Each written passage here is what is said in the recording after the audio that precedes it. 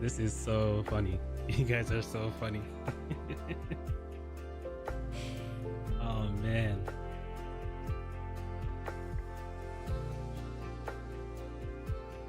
Give me a second, I'm checking on my mic. Make it a little louder.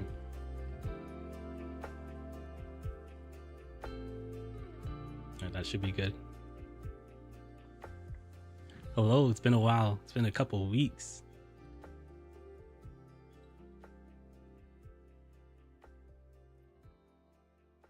Turn the music off.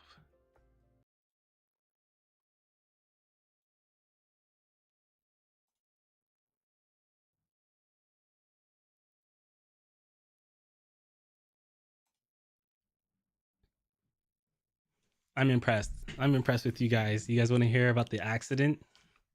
Nice. Nice. I like that. That makes me feel good. I do feel a little weird about those who want the news second.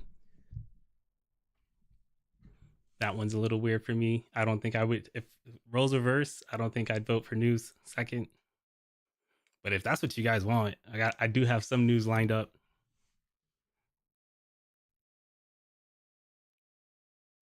But in some way, shape, or form, we're going to be talking about all of these things. Some of them are intertwined.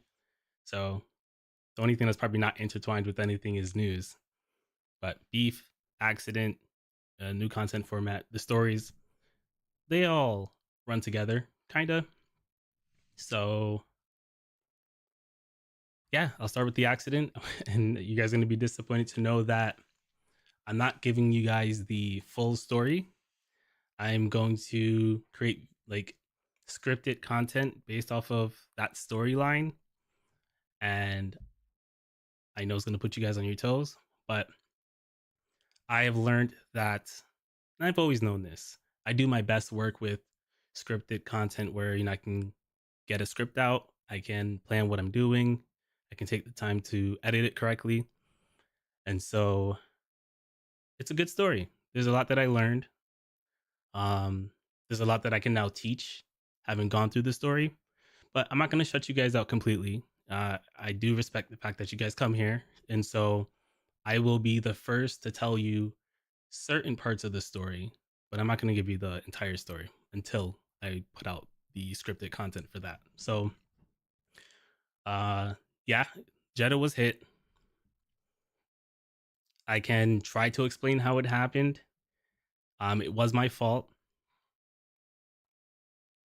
I'm not going to explain how it happened. It's just I'm going to go to that intersection. I'm going to record video and put it in the video. I'm not going to it's too difficult to just explain without showing a diagram or something. So I'll hold off on that. Um yeah, it was my fault. The way I've been putting it is it was my fault legally, but morally, I don't think it's my fault. And you'll see more of that. I'm not going to explain that one either. Um I will say that was 2 weeks ago. Over. I like the car was situated, right? Whatever happened with the car was situated. And while that was happening, I was going through the insurance process with Lyft. So I'll be able to tell you how that goes, what I think about them. I submitted a report to both insurance companies, Lyft and mine. So you'll see what could happen on the other end. And also, my insurance broker did tell me that my new insurance company would also include rideshare insurance without needing the extra. So if you go to Progressive and you have your regular insurance, you can request like livery insurance, just insurance that covers what happens for your deductible with Lyft and Uber, because their deductible is 2,500. So this livery insurance should, in theory, play into that. And so I kind of went through both sides, and I'll eventually show you the aftermath of what came of that, and if I made the right decision or not. You can, and I'll tell you what I did in the video, but I'm interested in knowing what you guys will probably think about it. And then I will say that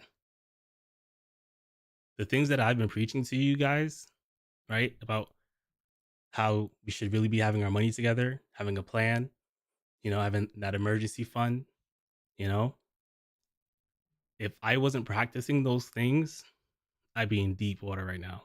Straight up. Absolutely straight up. If I was the same person I was 2 years ago financially, this this would be the least of my worries. The least. And the reason I avoided um I guess going live, making videos, fell back was because I kind of on my day-to-day life,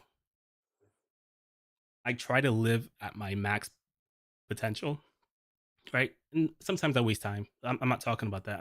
Like I'm talking about I'm always trying to push myself because that's how I grow. I like having a lot going on, and I tend to cap myself. So when something new and important comes, like the accident, it comes now, right? You get hit with now. It just starts, right? You don't really have time to do anything about it except for what you have been trying to do to protect yourself from it. Like not the accident itself, but what happens after the accident. And because I've been practicing what I practice financially, like I'm through it. Like it's done. The only thing that's left is I need to go to class to get points removed from my license, right? That's the last thing I have to do. So whatever car I have, I'm driving it already. And while I wasn't I didn't have a dedicated operable rideshare car, I do have two paid off cars. And I say me, but I'm really talking about me and my wife. My wife and I. Both of our cars are paid off. And I was able to use her car. And it was a comfort car. So I got to take some comfort rides. And I have some opinions about whether it's worth it or not. But I'm gonna do a deep dive video because I need to prove it, right? I just feel like if I do deep dive videos on certain topics, I will be able to get my point across better in a way that can convince people of things. So I need to make sure I'm using that to my best potential.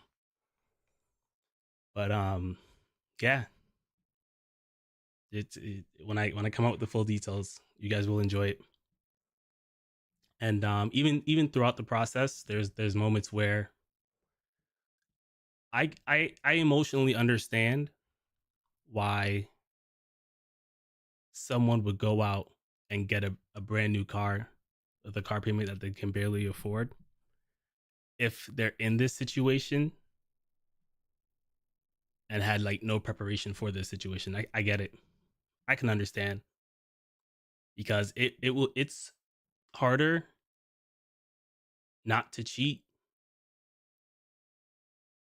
when you don't have like an incentive not to cheat. It's weird. So I'll look at any questions you guys have about the accident, but if it goes across certain information lines, I'm not gonna share. And I also want to say that I'm going to give you the full story eventually because I'm about to make another statement and I want to preface that. So my next statement is I'm going to start increasing how transparent I am with you guys, right? So we'll talk about that a little bit next.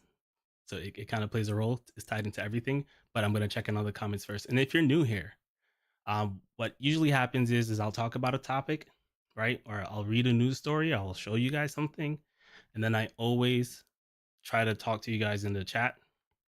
That's actually why I like coming here.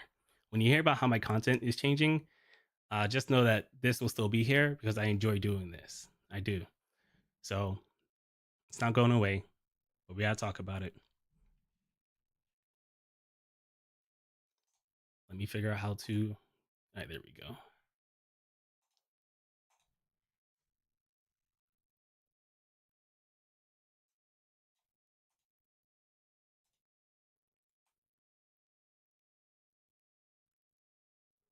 And stuff says, "What's up? You did some big numbers last week, almost 3 grand in 1 week. You did fantastic, bro. You did fantastic."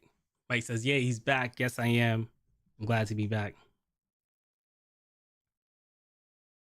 Mike P says, "Yeah, if the accident isn't the first subject, what are we doing here?" Mike B says the beef is a hard two. Well, no one voted for it, so it might be third. Don't be rude. Don't be calling people out of their name. Oh, you guys can't see it. There we go. There we go. And stuff says, yeah, Jeff went in on you. It's a bit wild. It is, and I've decided what I'm gonna do to deal with that, and I will talk about what I have done so far, and I'm kind of reviewing my actions and seeing what I want to do moving forward. And I think I know what I want to do, and we'll talk a bit about that once it's time to get to that topic.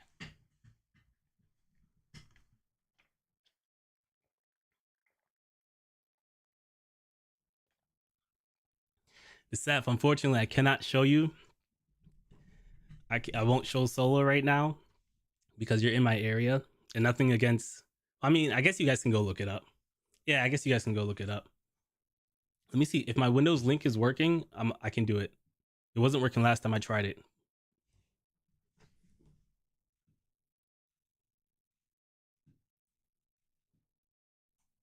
All right. So for those of you who are new or just listening and not seeing what's going on the screen, I have an app called Windows Link, built by Windows, that allows me to run my Android apps wirelessly. This is the phone it's pulling from. So I show you what it is because I don't want people thinking I'm lying when I like start pulling up numbers and things like that. So I always try to let you guys know what it is. All right, so we need to do, what am I going to? Solo?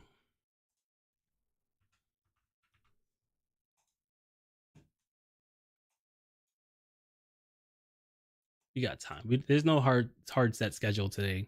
We're just catching up. So we have some time.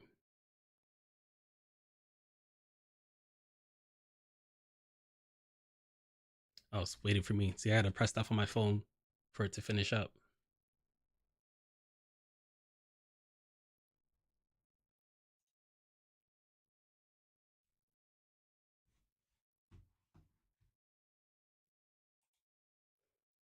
All right, so we'll just quickly run through the top leaderboards. This is for Charleston. I didn't really drive. I didn't drive a lot. Well, I guess I'll talk more about that. But this is Nasef right here. $2,709. That's a good bit. It's a good bit. Number two was 1,440. You know what?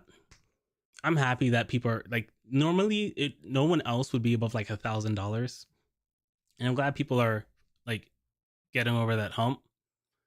But as someone who lives here, you can do what Nasef does.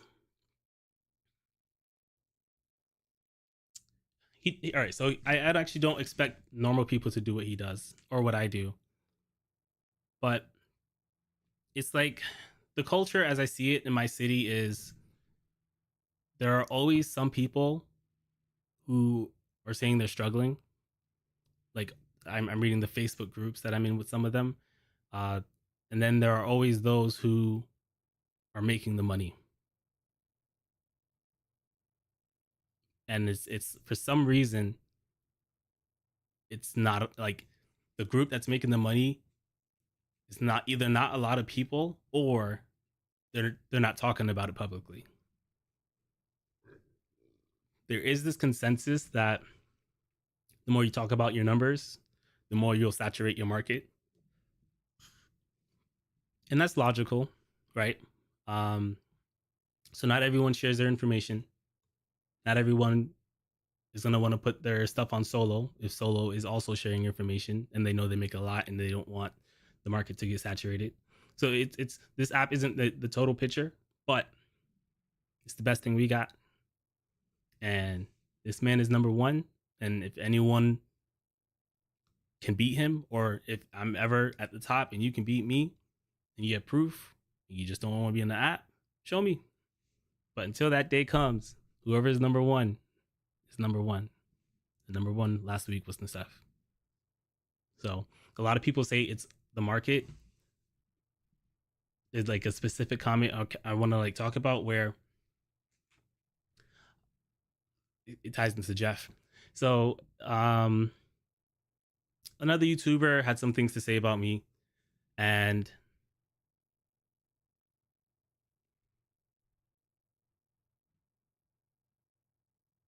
I made a video. I made a response video. I don't know if you guys saw it. I don't know where you guys are at, but it was pretty much I feel the need to defend myself when people are saying things that aren't true, right? Or prove something that could be proven true, right? So, and the reason I'm wary of it is because I'm concerned with the viewers, right? I'm concerned with, well, the first concern that was obvious to me was that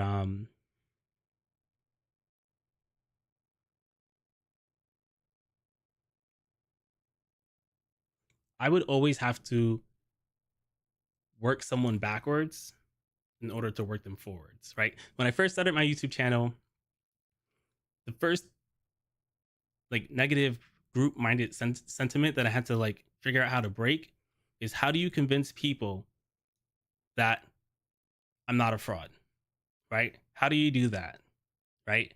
I'm talking about something that's important, right? I'm talking about money, and people get scammed out of their money all the time. Apparently, a large percentage of the driver population believes that Uber and Lyft pay people on YouTube to make content for them. I haven't even seen any evidence of that, and I work in this space. And maybe I'm not looking hard enough, but I haven't seen any evidence of that. But they're out there, and I have to figure out ways to convince these people that, despite how they feel, right, there is something that you can do that's going to benefit you, right?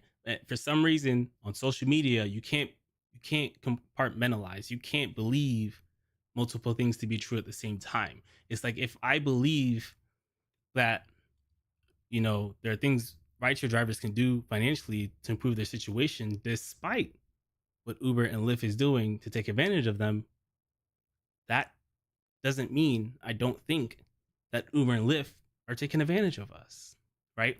And so I like to make sure that my words aren't misrepresented, right? I know sometimes I have wild takes that aren't popular, that I know will not get me views, right? I don't believe what I believe for popularity's sake. I believe what I believe because I believe it to be right. And I could be wrong, but I believe what I believe.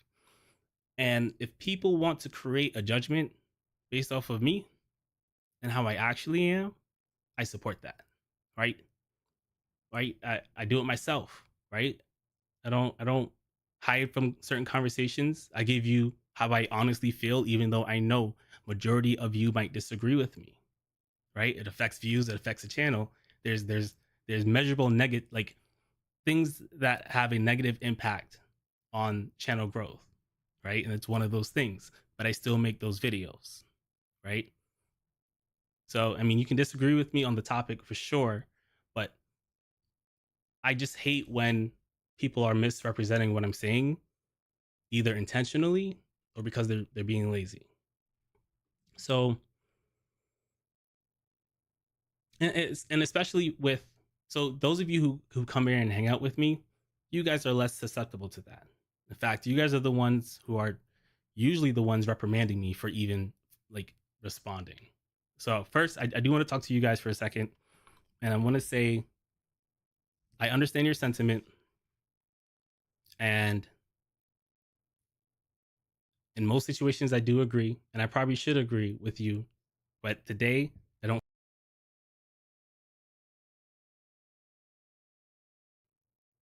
I I hate this, and it hasn't just happened in this situation. Sometimes I'll be on Twitter and we're talking about things, and then I would always feel like the burden of proof is always on me. I feel like I'm always expected to like be the next level, right? To like, I'm expected not to. Someone said come down to his level, but he thinks I'm below his level, or so. Depending on who you ask, it's weird, but Someone said they know they feel like I'm an intellectual person and I'm kind of falling for the bait, and I don't understand why defending myself. There is some bait in there. I will admit I'm not that stupid. There is some bait in there, but if someone is saying I'm saying things that I haven't said, why can't I correct the record? Or why shouldn't I?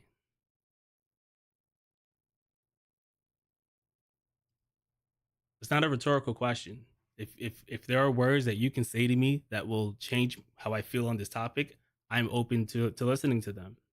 I really am. Um, I am trying to grow in this department, and I've decided that my next response or my overall response, in order to dealing with people misrepresenting what I'm saying or what I'm about, is I'm gonna start having full transparency with you guys. Right? I had a conversation with my wife about it.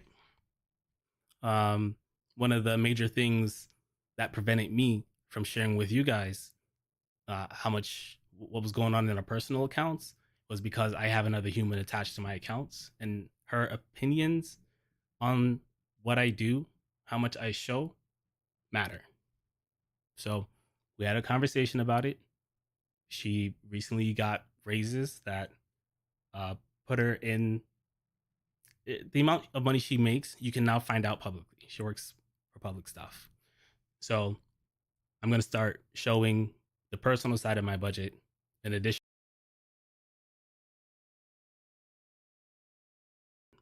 That way, that no one can make a misrepresentation of me without me already having data that proves it wrong. Right? So in the future, someone says, I don't make any money, or I don't have the emergency fund that I said I have, you're going to be like, oh, no, Tristan said that. He showed me on the podcast last week, Tuesday. So I think that is the best way to handle this situation overall, right? So because it's not even just Jeff, right? It just what a week and a half ago, the rideshare professor he called me out randomly too, which is a little weird. Which is a little weird now that I'm thinking about it live. I have no proof of this, but I don't know. When multiple people start talking about you, you start wondering who's talking to each other. But it's all good. It's all good. I don't know if that's true, but unless you guys got questions on it, I'm good with moving on. That's all I really got to say.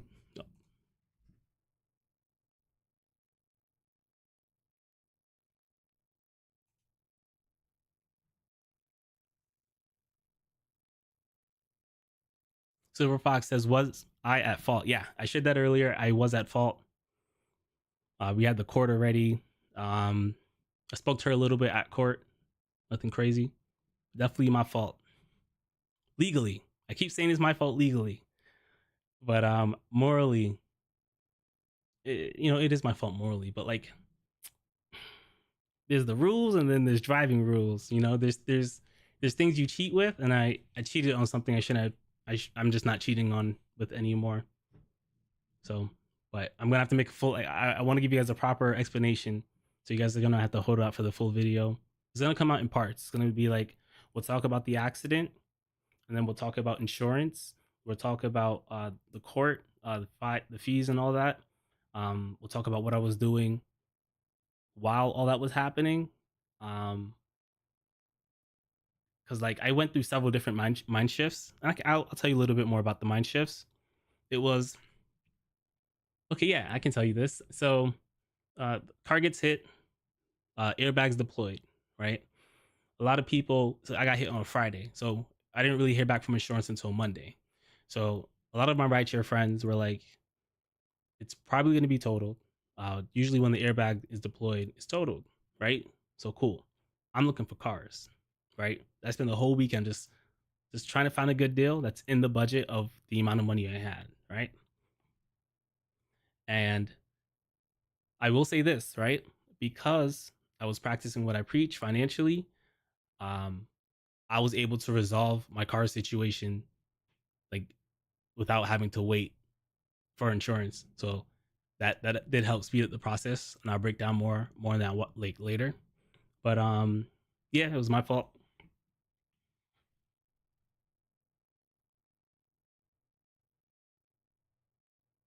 Super Fox said, "Did you get a better payout on your car? If you are the one that was paying attention on Twitter, no, they didn't reject they rejected my information, but because they had a process. The process is I hire an adjuster to argue with their adjuster. That sounds like it would cost me more money than getting an extra $1,000. So and then time as well. So they probably know that that's what happens, but I financially didn't justify going down that route. I was trying to get this done as quickly as possible for financial reasons and for personal reasons, right? It was dealing with that situation made me fall behind on everything I was doing, right? Like, I mean, I stopped coming here. I couldn't get these clips out anymore. And what happened was I started editing a clip, and I was like, yo, if I made a proper scripted, well edited, like paste version of this video, it would do better. And so I kind of decided to change my content strategy a little bit, but we'll talk about that when I get through the comments. Fernando says, "Are you currently driving, and will you be using the same car to drive once it's fixed?" So I'm not going to be talking about the car, right? The only thing you guys know is that it was hit in an accident. Um, I'm not going to tell you if it was totaled or not.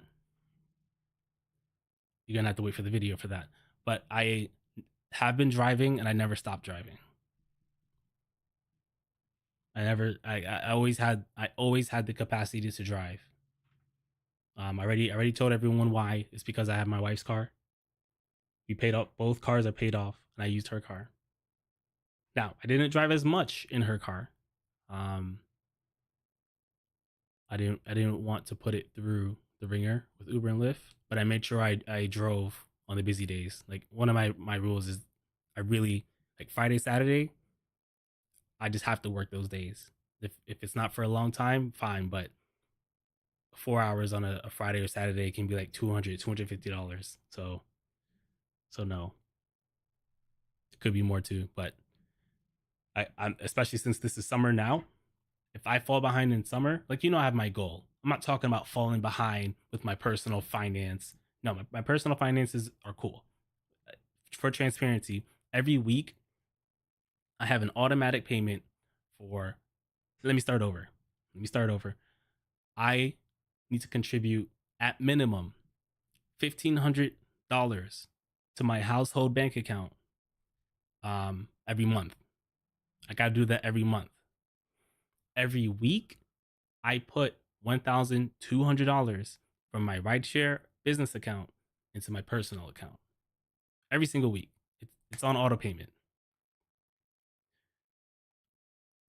The money I do things with for Rideshare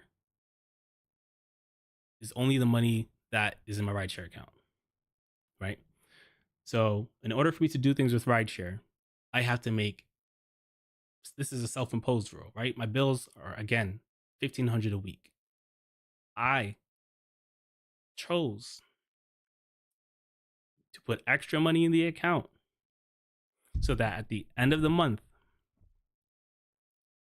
that money goes towards paying off debt. That's why, right?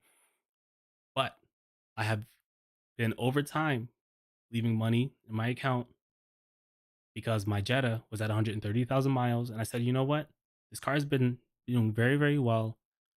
But now that it's paid off, let me start saving for one just in case something happens. So I'm going to share more on that story with you guys. But I'm so glad I did that. I'm so glad I did that. It gave and not just like something could happen if you have like someone take care of it for you. Like you can get the same results, right? It might take longer. right? So like money in certain situations can speed things up. And I'm not talking like about like bribing people, doing this and doing that. Is when there's no one you have to deal with in between. For example, with my car, eh, even if my car got totaled, I started worrying about, damn, on top of this process I have to do because I got in an accident, I also now need to dang, I forgot my point. Oh, I would have to deal with the bank. I would have to deal with the gap insurance. There would be so much more, many more things to deal with that I'm glad I didn't have to deal with. And part of that is because of just how I've been handling money. So I'm gonna I'm gonna have videos where I'm showing you guys actual proof. I think that every quarter I'm gonna show you guys my bank account, and you guys can thank Jeff Watts for, I guess, yeah, motivating me to do this. It wasn't in a way that is pleasant, and I've decided to consume less of his content. I've decided to allow him less access to my community. So it's what it is, and I'm just gonna fight the overarching battle of getting individuals to trust me, and I'm just gonna use transparency. The more transparency I use, is the I'm not gonna say the easier. People still think I'm lying or fake, but I will say, even with this community, this live, I've seen people jump in my chat, call me fraud, liar, whatever, trying to round me up, and I allow myself to get riled up. But take notice, when I go back and forth with people, you'll see in the comments too. I can get mean, I can get rough, but I don't call people out of their name. I don't do personal attacks, right? So people could be personally attacking me, cursing at me. You guys see it. I try not to curse back at them, right? I don't call people out their name, and I I want you guys to do that too, right? So when you're interacting with me or interacting with each other, just keep that in mind, right? Even if you have uh, opinions, right? Opinions is usually where it gets like crazy. Even if you disagree that people should be taking cash rides, or even if you agree uh, that Minneapolis doesn't know what they're doing, right? You can still disagree, focus on the stance, then attacking the person, right? And you can focus on the stance all day and still not like convince someone. There's a lot of valid reasons to believe different things. So that's not what I'm saying. What I'm saying is the conversation is better when you're talking about the thing, right? One of the one of the problems I have with Jeff is that he just like he makes up the thing, right? So I have to go with when I get people from him who attack me in here, it's like, bro, everything I say is provable. You can go find it. You can go see how much money I made. It's probably one of my live videos. You can see it. I'm literally showing like apps from my screen on Windows, and I'm showing the Lyft app every single week. I'm showing my spreadsheets every single week. I'm showing you guys my profits every single week, and yet I'm like accused of not having profits. It's like the things that he accuses me of are like are verifiable, right? So it is unfortunate that it is that way, but the only way that I have chosen to combat that is by just being more transparent with my own finances. I'm not gonna be making any more response videos to him. I issued him a challenge, right? And this is in my you guys have seen it. I saw the ride share challenge. I will say, when I say ride share, I meant cash rides on that too, right? Apparently there was a miscommunication. I'm gonna assume it was a miscommunication, but when I planned that challenge, I went to my wife for advice, right? I said, "Hey, I want to do a challenge," and my first thought was to make it a three part. Like, here are the three numbers we're gonna go by, and whoever wins at two of those three numbers can will win. But as I was talking, I wanted it to be either fair or tilted in my opponent's advantage. I love tilting things in my opponent's advantage, because when they lose, there's just, I don't want to hear excuses. So I came up with what I think, and you guys let me know your opinion. I could be wrong. I think that I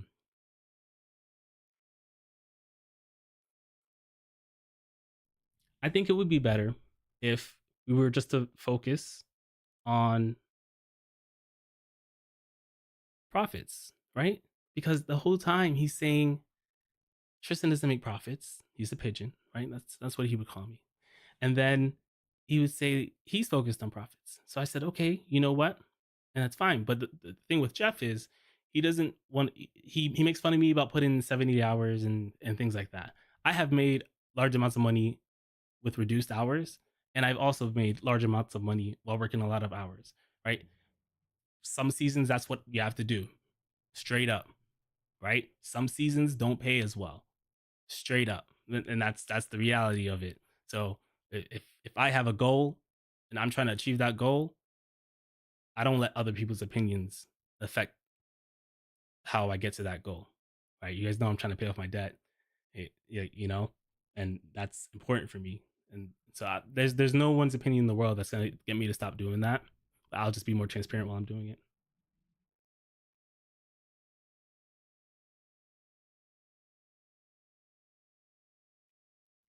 Shocking Reality says I tried post my earnings, but they keep deleting my posts.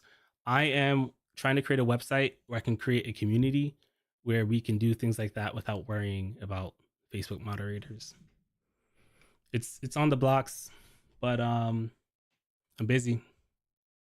I'm busy. In my former life, before I was a YouTuber, I was a blogger, and when I became a blogger, I made my own website. So it is in my wheelhouse to do this, but I'm busy. I even when my website launches, it's gonna launch as a membership site first, because I'm trying to get rid of Patreon and I'm trying to build my community off platforms. But it'll feel it'll feel optional. Like I'm not gonna trick you guys into like coming over. I'll be putting like my goodies over there, my spreadsheet, my things like that. Hopefully, I'll create a space where drivers can like socially interact with each other, similar to Facebook, but not through Facebook. Their moderation sucks. Um, I could make a Facebook group for the channel. Hmm. That is not a bad idea, but I would still create a space on my website. I might do courses there, course style format, but in the same breath, I will I will also like I'll always give you guys the information, but the format for giving you guys information and the format for teaching you guys information can get different results based off of like who's watching. And like in a class format, the expectation is different. It's like watching TV, right? You'll watch an hour movie, hour 30-minute movie without getting distracted, right? The expectation is some of these scenes can take longer. They don't have to poison you with ADHD based cutting like TikTok and YouTube Shorts does. So it's just a pacing for a different format. But I will always make sure that like you guys know what's going on. Like the only difference of the format will be you can do this with Cliff versus me getting into like minute depth of like what's going on, like in the weeds kind of things. Like I'm still gonna make in the weeds videos, but I can't explain them as deeply as I want to all the time because I have to like make videos based off of retention, right? If someone gets if I'm talking about something that's boring but important, someone might leave and that has a negative impact through YouTube, right? So it's not ideal, but I'm trying to figure out ways to mitigate that. So we'll see. Silver Fox says it doesn't matter as it's impossible to take all the rides. I don't know what that's in reference to. I don't know what that's in reference to. Mike B says, good job, Nisef. Silver Fox says, I was a stagecoach this weekend. I still don't know what we're talking about. Go Giga says, Tristan, when's the first video you produced talking negatively about mic drop? When is the first video I produced? It was when I made a video responding Okay, let me think back a little. Okay, I made a video about a ride challenge, right? It never called his name in that video. In fact, let me see if I can scroll you through the history.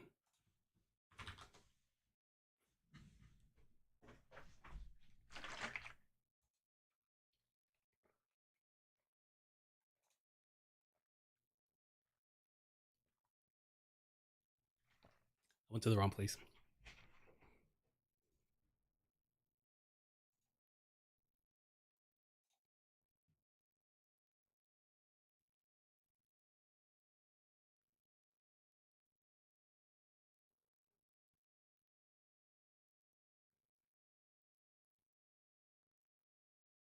Here it is, right here. This is a video I made. The craziest ride challenge I've ever seen. Right? It was crazy because it was bad. It was not a good ride challenge, and so I shared it. Somehow, in the comments, Lyft just when discussing this, Jeff walked away with this idea that Tristan thinks ride challenges will make more money than taking cash rides, right? To prove this, right? Because when Jeff speaks, he makes it seem as if what he's saying is true, right? He'll even preface it that like he'll say like probably, right? Like or he'll say this person thinks, right? It's not an effective way to make an argument. He's trying to tell people what I think based off of my actions. He doesn't know enough about me to have an accurate representation of that. No one does about anyone. So to formulate any kind of argument by trying to convince someone that he thinks XYZ, it's already like it's a really bad argument to even begin with. So it's difficult to deal with that. It's very difficult to deal with that without sinking to the level of doing that. I don't do that. So I show proof, right? Right? And the reason why I had to go and show proof is because Jeff made a video saying that I said that, saying that Tristan said that cash rides pay more. Sorry, that he's claiming that I said ride challenges pay more than cash rides. Never said that, right? And I made a video proving that I never said that. I made a video going through the comment chains to show them that I'm not just making stuff up. I showed proof that I never said that, right? And in that video, I was like, okay, this person wants to talk about me. Let me have some fun with this, right? So I decided to give him advice based off of what I would do if I were in his situation and practicing the same principles that I practice now and that I've been sharing with you guys. Same principle, right? So yeah, I did take a jab at him, but I am of the mindset that I will, to a degree, I will do what is within my comfort realm when responding to situations like that, right? I try not to go overboard. I try to maintain my morals. I don't talk about people out like I use facts, right? I use things that he talks about on his channel.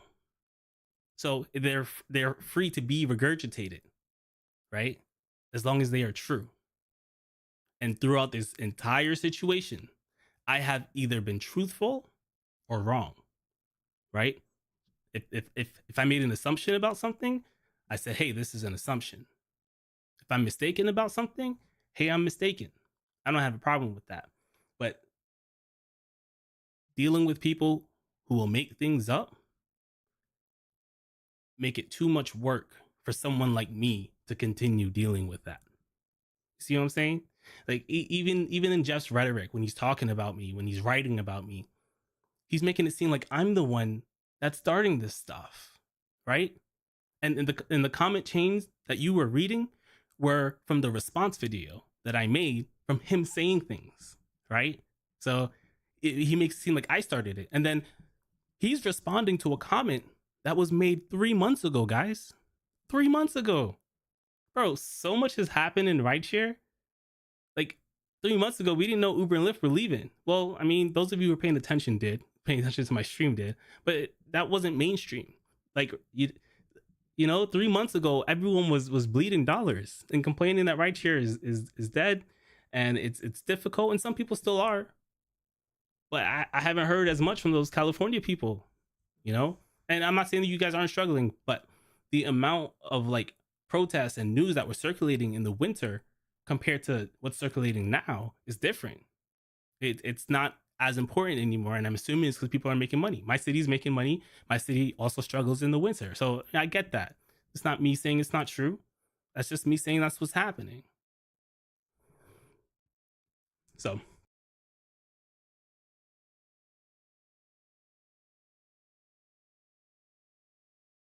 I'm cool about being honest with what I was thinking when I was doing it, right? I'm trying to be more transparent with the reasons behind why I do things, right? Because I can acknowledge that, you know, maybe some of the things aren't a mature way to handle a situation and still be like, I'm going to do that anyways. And, you know, I dictate what feels comfortable to me, but I'm always up to hearing feedback when you see me do something that you disagree with. That's my favorite part of this channel. So even if you disagree with me, as long as you're able to talk to me without disrespecting me, I will listen to what you're saying, 100%. And I'm now deciding to no longer do that. I guess unless I want to. I'm going to be doing it a lot less, but sometimes I think it's worth the effort to try to convince someone that I'm not bullshit because it helps them. And the reason I started my channel was to help people. So it sucks because it's a double-edged sword, and maybe I need to get better at realizing, or you know what, I need to get better at what questions I'm asking in order to convince people. Usually, I just say, I just show them proof usually, but that doesn't always work. But it's whatever. uh, I do also acknowledge that I need to focus more on those who already believe me, right? Like this stuff, this feuding and making videos for things I wasn't planning on making videos for in the middle of dealing with, you know, what I was going on with my accident. And I had some crazy family things that are so crazy I'm never going to tell you guys. It's crazy. So I, in an effort to make sure, like, even at my worst in terms of like my YouTube level, like my attention to YouTube, I'm going to promise you guys that, hmm, it's not something I thought about before. I'm trying to think about what I want to promise you guys. Do I want to give you guys more? Well, all right. So before I talk about what I promise, I'm gonna talk about my content change, right? So in order to make money with Uber and Lyft, I had to cut back on how I used to do YouTube. But a lot of you found me on YouTube after I made that change, right? After I changed my content style. I wasn't always a live streamer. This is something I started doing regularly in December. So not even to me, not that long ago. And it is easier to do. My mouth is dry.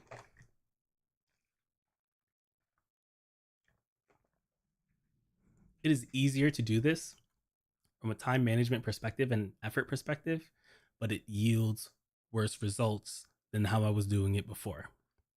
And I knew that would be the case. I always knew that. I made this decision knowing that would be the case, right? My strength is scripted content. My strength is showing off strategies. My strength is convincing people to take this thing that will help them make more money. That is my strength, right? And I want to like start doubling down on my strengths more. But I still need to make money with Uber and Lyft, right? So it's just a goal of me to use it to pay off my debt, and paying off my debt, numero uno.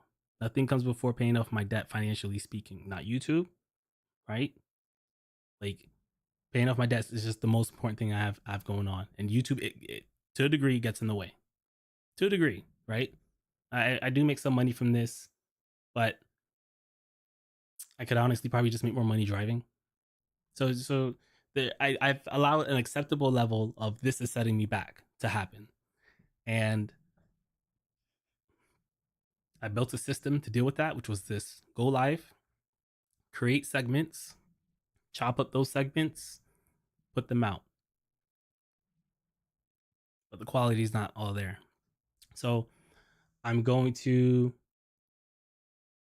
try to come out with what we call a scripted video once at least every 2 weeks. I'm going to try my best. Um, but I will chop up these live streams into larger chunks, right? So I mean, if you're here now and you watched all of it with me live, you might not have an incentive to go back and watch the clips. But uh, for example, one of the topics we're going to be talking about is there we go. You know me, my tabs, guys. I have a category for Uber and Lyft leaving, right? You guys can't really see it. I can't zoom anymore. I have a new browser. This browser is gonna be so much better for doing news with you guys. I'm so excited to like try it out for the first time today. So excited.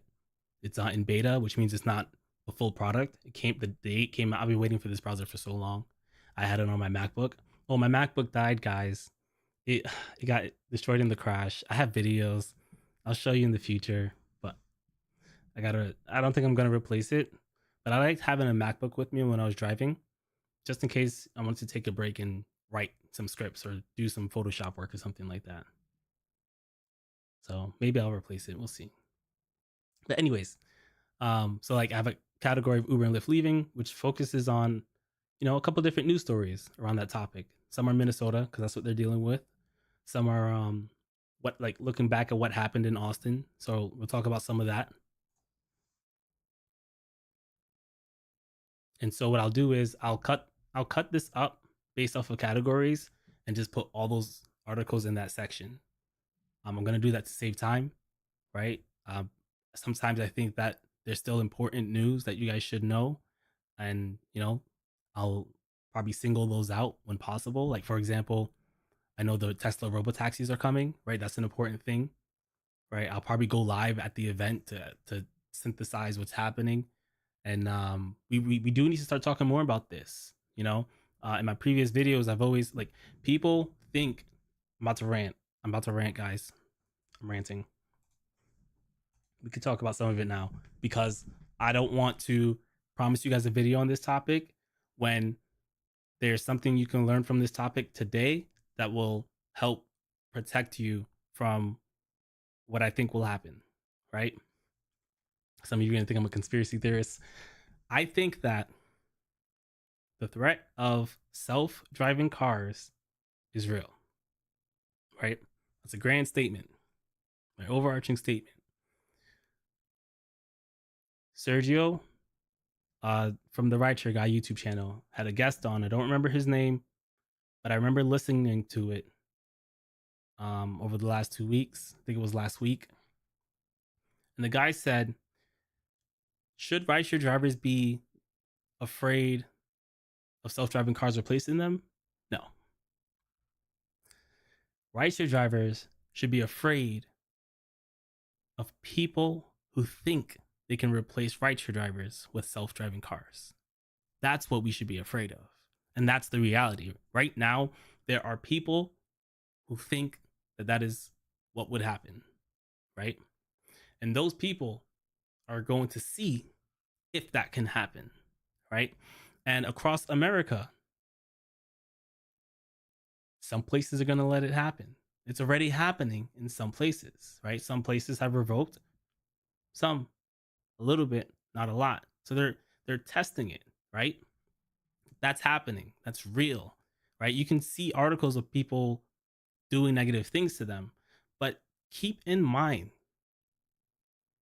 self-driving cars doesn't have to replace everyone to win, right? It doesn't have to replace everyone to hurt, right? It doesn't have to replace everyone for you to go to $0, right? It's going to be gradual. And on top of self-driving cars, there's now a lot of governments that are like creating rideshare like public transportation, right? And it doesn't have to be effective. it can just lower the demand enough that you don't see a heat map anymore on Uber and Lyft. You see what I'm saying? Like that's what's happened in certain places with certain migrational events, with certain times of the season that happens on a smaller scale. But we need to pay attention to what's changing in our industry, especially if we're trying to be long-term rideshare drivers. I'm not. Maybe I'll be a part-time long-term rideshare driver for the sake of content. Maybe, right? That's something that can happen, right? I might. Here's an example. If I start a new business, right? I could start a new business by buying another car. I might say it might be Turo. I'm not going to say it will be Turo, but it could be Turo. I start a Turo business. I'm going to use rideshare to save up enough money to buy a car for Turo, right? And then I bridge the two content gaps. That could happen. Dang.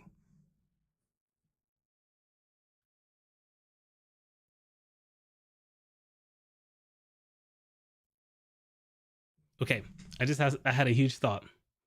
I think that I'm going to save it. I'm going to save it. I'm going to save it. So with even with the news that's been coming out, we're gonna get back to it, but it's for a different topic. But with the news that's been coming out, I'm not 100% up to date on it. It hasn't been my primary concern, straight up. So some of these articles I have not read. I've been reading headlines, and I know that headlines aren't enough, and I'm diving too deep on a topic where all I have is the headlines. So we're gonna wait till we go and read that story, learn as much as we can about the Tesla robotaxi, and then we'll jump back in there. I'm all over the place today, guys. I am sorry. I'm gonna finish reading the comments, and then we've talked about the beef. We've talked about the accident. We have news. What was that fourth thing? Oh, channel direction. We kind of talked about channel direction a little bit. So I'll still put clips out in larger chunks. I'll put in important clips out, but it's not going to be. It used to be daily. It won't be daily anymore.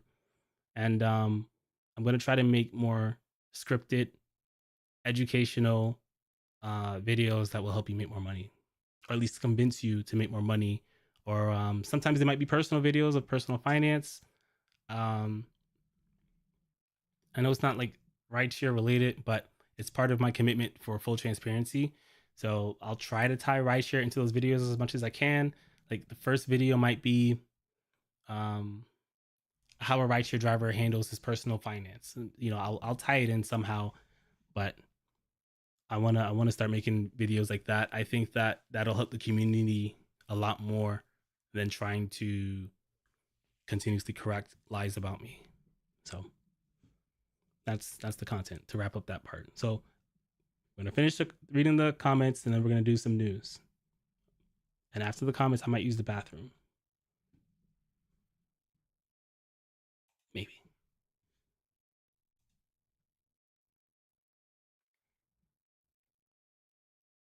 Go Gig. I do want to know why you asked. I forgot you even. I forgot that's why we went on that rant. So if you're still here, let me know why you asked. I'm curious. It sounds like you're researching.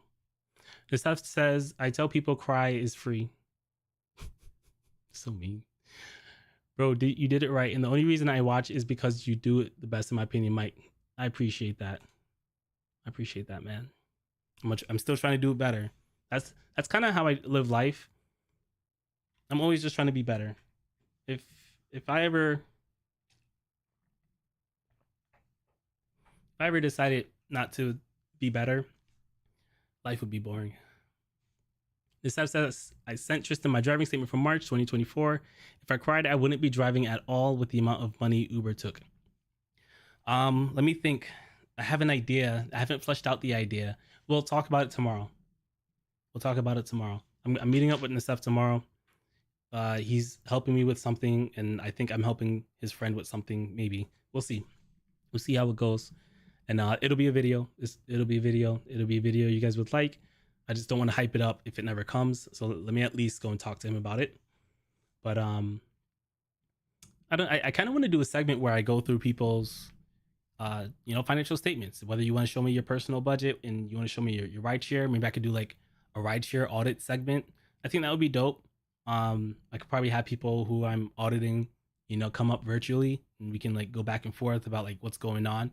If you got like I thought about doing it in the past, but I know that like not everyone wants to be like share like that. But I think I can do it. One, it wouldn't be live, at least not at first. I wouldn't do it live at first.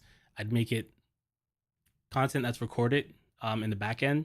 I would do the editing, and then I would always make sure that whoever I am whoever I am auditing has the final say on if the video gets posted or not, right? So I want to do it very respectfully. The goal here isn't to tear people down, right? I don't want to do that. But in the nature of exposing yourself financially, um, I understand because I've been doing this for a while that it is a vulnerability, right? It straight up is. So I think it would be cool if anyone has like strong balls of steel and they wanna come try out this format with me. I'll do it. So Nasef, if I know you just sent me your statement, it sounds like you're pretty open with certain things. So if you want to get with me, we can get an interview going for you, and you can be the first to try the format. We'll see if it works. So you let me know. You think about it. Don't give me an answer. Give me an answer when I see you tomorrow. But you think about that. Jose says, why? You don't need to do that. I don't really know. When you guys are asking questions, you have to use more words because I talk about a bunch of different subjects and I will forget. So you gotta give me some keywords, some context clues so I can think back to the thing you're probably responding to. Silver Sox says, I used a Model Y full self-driving last week. It was impressive, but not quite there yet, but it's 80% there. I would agree to be afraid of the people who push it. I would say we are 2 to 5 years off. It's going to vary. It is going to vary, but so I'll tell you some of my short-term fears that's going to like spark my long-term fears. So I believe this grand arching thing, and I'm seeing small things that are leading up to it. So that's kind of where I'm at. And I think Tesla suddenly entering the game is going to make more people suddenly enter the game, right? This looks like it's turning into the next bubble, right? Or AI right now, it's on the bubble, and it looks like tech used for AI cars is like has been leading the bubble, right? Before AI was doing fantastic, Elon Musk had these concepts in his car. That's how they learn, right? It's a neural network to communicate with each other. When one Tesla makes a mistake, it teaches all the other Teslas in the world that, hey, there's a pothole right here. And all the other cars in the world are doing that simultaneously. So it's like, it's gonna learn exponentially. And the problem with Tesla being the one to do what they're doing is because they control the assembly. They already have the cars. They can make specific cars just for governments to go and buy because they want to have a rideshare style public transportation system, right? They're popping up in a lot of different cities, right? And they don't have to be 100% successful to affect your bottom line. It just needs to be a little, right? And imagine everyone's market is different. Some people have like hundreds of drivers sitting at an airport. My market on a busy day has 6 people on Lyft waiting at the airport. That's busy, right? Busy. And by busy, I mean busy as in there's a lot of drivers out. So when it's slow, people go to the airport, and at max, I see like 6 to 10 people. That's not a lot.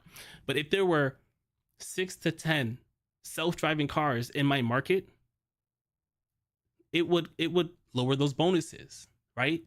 You may not be at threat of losing your job now, but as things are getting inflated, things are getting more expensive, things that can cause income to go in the opposite direction, you guys should all be paying attention to that constantly. And you need to figure out how to safeguard yourself from that financially. Even if I'm wrong, right? I could be wrong. Self-driving cars don't make it. They all fall apart. It could happen. But if it doesn't, you're screwed. And if it does, and you wait too long to do something about it, changing your financial situation takes time. It takes time. It takes so much patience. It's a daily battle. It's a daily grind. right? It's a daily grind to be out there knowing you got food at home, but it's easier to just stop at McDonald's, right? And that happens over and over. Like there's not a day that goes by where I don't pass my Wendy's. I'm like, yo, should I stop here? Like, and that's just my thing. You might have a different thing.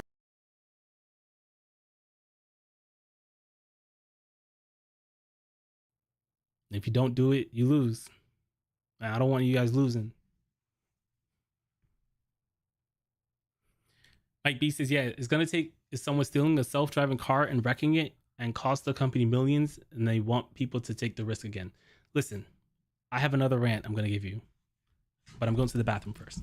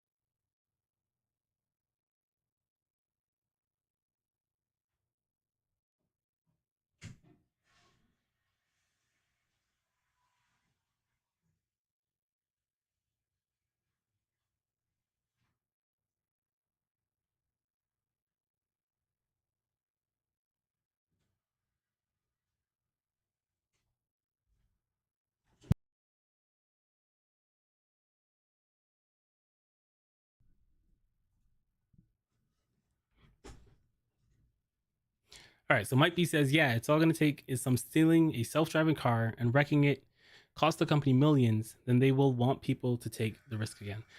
Uber has already killed someone with a self-driving car. It's not going to get any worse than that. I believe there are reports of people being injured. I don't see a lot of reports of people dying, and that's not saying that they aren't happening. I'm sure it has happened. I need to go and research it, but that has happened already, right? It's unfortunate. The media blows that out of proportion. It's a life. It's a life that's harder to deal with, but statistically speaking, self-driving cars are safer, right? When these companies are talking with the government, they're going to show them the data, and of course, the public perception will play a role, but self-driving cars are safer, right? And the more self-driving cars on the road, mathematically speaking, it'll probably be the safest. But that safest isn't the only thing that matters here, right? I would like I got into an accident, right? It was my fault. No one got hurt.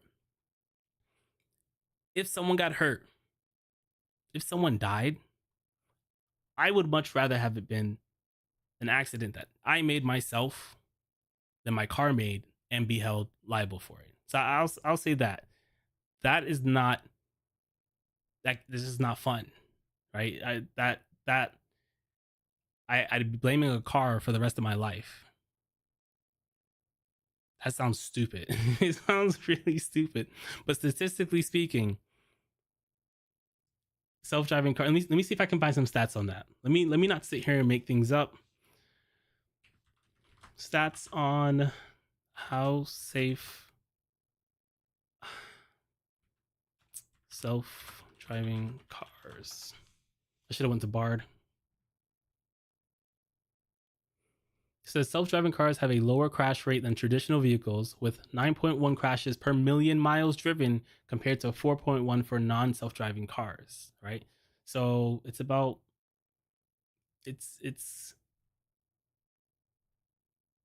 twice as safe, more than twice as safe.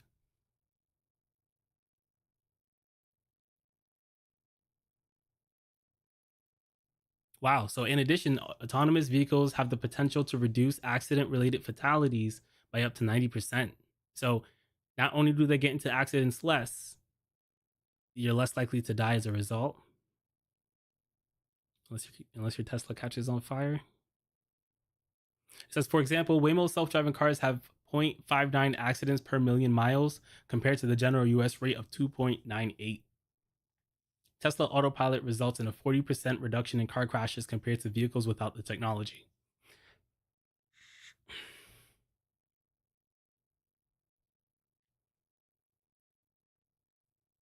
There's a lot of talk about if companies will be able to justify the finances behind this.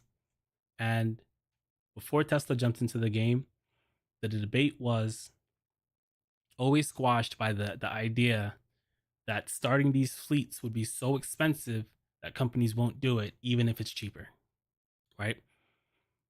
The procurement cost to create one of Motional's self-driving vehicles, that's the self-driving vehicle that's actually in use in Vegas right now through the Lyft platform. I think they might be working with Uber too, but I don't think Uber's released it. It could be wrong. But the procurement cost for that is really expensive. The amount of money you need to start it up. However, the maintenance cost of that is like 30 cents per mile, right? And I don't know if that number includes infrastructure, like somewhere to park these cars. Does that number include that? I don't know. I think it's the operational costs. The operational cost of paying a human to do rideshare is more expensive than the operational car cost of a self-driving car to do it itself. That's what the numbers are saying. That's what these companies are saying. These companies could be biased. This is what they want to do. But these companies also do studies to make sure things make sense before they spend the money, right? So, there's things that can pull that in different ways. This is just the information that we have. But if Tesla is going to solve the procurement problem because they already have their own factories, Tesla's known for cutting out the middleman. Amazon is known for cutting out the middleman. That's why they are successful. They cut out the middleman by doing it themselves and then improve that process, right? That's what Tesla does, and that's what they're going to do.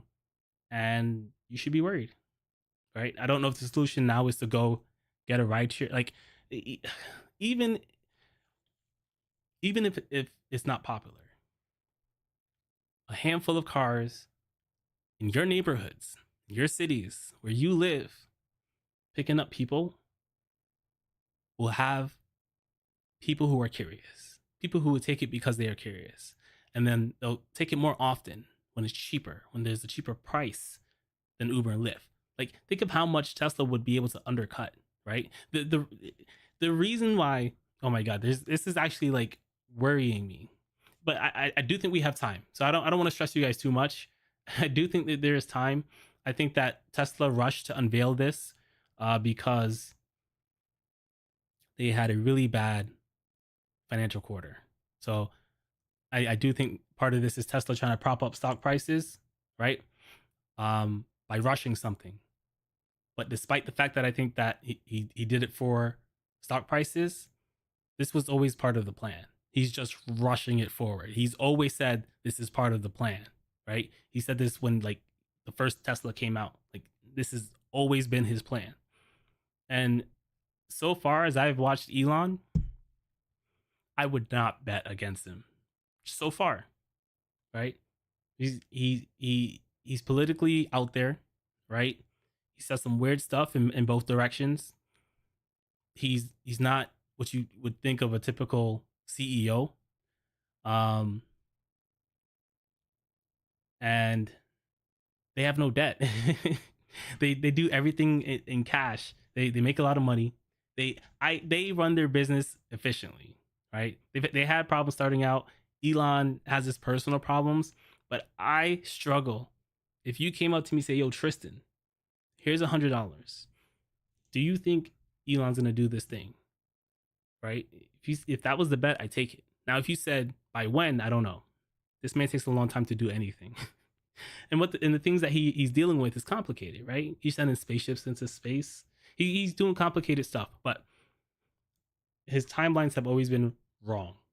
So I'm sure we have time. We'll get an estimate at the event from Tesla on robotaxis, and then we'll probably be able to add 2 to 3 years on top of that because it's just not going to happen. We do have other news to talk about in regards to Tesla. I can't wait to share my story with you guys. I can't wait. can't wait because it's changed some stances, but not a lot, and it's verified other stances. I can't wait. I was about to give you guys a spoiler, but I had to control myself. All right, back to the comments we go. Glad I verified that though. Silver Fox says probably my thing with all Uber content creators is what I learn from them applied to my situation. Tesla makes a come on.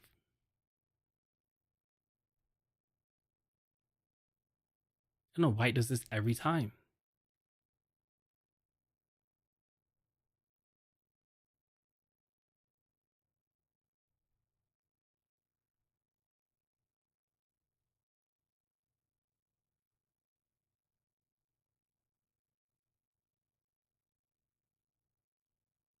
I feel like I missed some of these questions. Silver Fox says that the professor and Jeff had beef before. Yeah, they did. They cleaned it up. I don't know how. Um, Professor doesn't show his income. I don't disbelieve him, right? I don't disbelieve that the professor is successful and that he's making money. I don't disbelieve that. Um, I don't think that that's what his content is focused on. His content seems to be focused on destroying Uber and Lyft, right? I don't think he really cares. But yeah, he makes money from his course, and that probably incentivizes him to talk about certain things that he maybe would naturally talk about eventually, but not as much. But I mean, it would be cool to see his numbers, but he's not really talking about finance. You know, he might every now and then as it relates to it, but his primary content goal seems to be to take down Uber and Lyft. So my content goal is to help people make money. Jeff's content goal is to help people make money. So it's not you know it's a little different, a little different. But I will say I do get people who come in here and say, hey, if you're not criticizing Uber and Lyft enough, that means you're one of them or you're part of the problem, which is so weird. People assume that if I talk about good things on Uber and Lyft, it's because I'm a shill. But the way I live my life is, generally speaking, right? It stems from something that's like Christianity based, but it can be applied to anyone, right? It's like it says, God grant me the sincerity to. I'm not going to butcher this. I'm not going to butcher this on live. It's called the Prayer of Serenity. This is probably like one of like the cornerstones of who I am. I just always loved what it meant. So I'm just going to recite it. I'm going to zoom in for you guys too. It says, God grant me the sincerity to accept the things I cannot change, the courage to change the things I can, and the wisdom to know the difference. Right. So that's I actually have never seen the full version. I'm not going to read it now, but this is like one of the things I use in life a lot to help me make decisions. Right. Is this something I can focus on? Is this something I can change? Right. And for the most part, that's the kind of advice I'm going to give you. I'm going to help you focus on the parts of your life that you can have an impact on, right? And I'm not going to focus too much on the part that you can't, right? Of course, I'll make videos every now and then. I feel like I have to make certain types of content just by being in the space. I feel some obligation to let you guys know what's going on, and I'll share my opinion with it too. That's some of that it becomes important over time, but the main thing I want to do is help you guys focus on the things you can improve, because it's hard enough to keep your attention, right? Especially when my goal is to motivate you guys to go and make more money. That is my goal. I have to battle attention spans. I have to battle eyeballs. There's so much content out there, but the stuff I have medicine that I'm trying to feed you. This is a good analogy. I have some medicine that I'm trying to feed you, and if I make my content look like medicine, you guys aren't going to consume it. So what we YouTubers have to do is we have to wrap our medicine in peanut butter and kind of like trick you to watch it. that so the wrapping in peanut butter is the packaging of the thing, right? It's the title, it's the thumbnail, it's the way we present the overall video. Like all of that has to be like edited in a way that even if the information you're providing is solid, it continually convinces people to keep watching, right? That is the nature of the beast on YouTube. Period. So, dang, I keep forgetting my points today. I had a really good point too. This is bad, guys. My brain is fried. I was up early.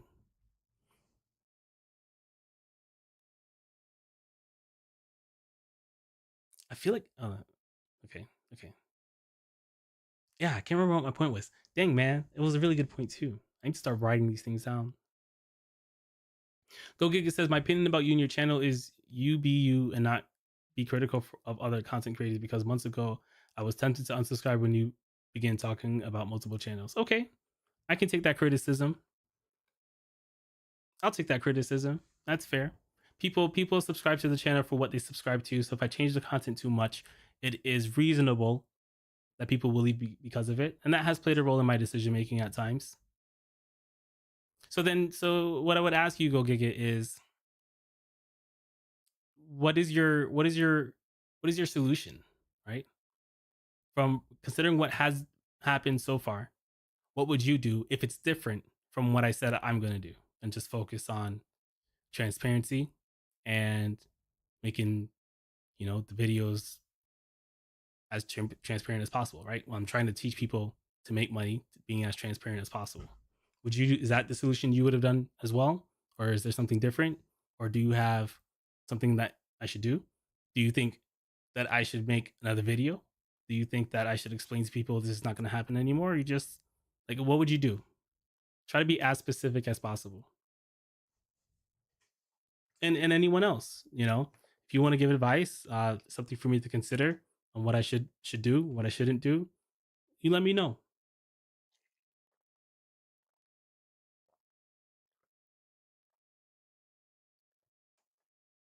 But I will say this, just in case you're tuning in, I have already um, removed Jeff from my algorithm, just so that I'm not tempted to watch his content, see him talk about me, because I will acknowledge how I think about something in the first 24 hours is different from how I think about something in the next 24 hours. So even the video you guys watch, the script might have been more scathing, and then I deleted those parts from the scripts when I went and reread it, and then I recorded the video, and then while I'm recording and editing the video, there's parts that I cut out as well.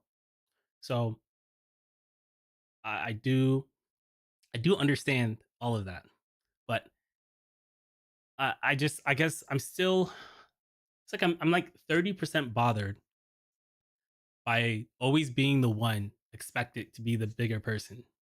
You know, it bothers me a little bit. It really does.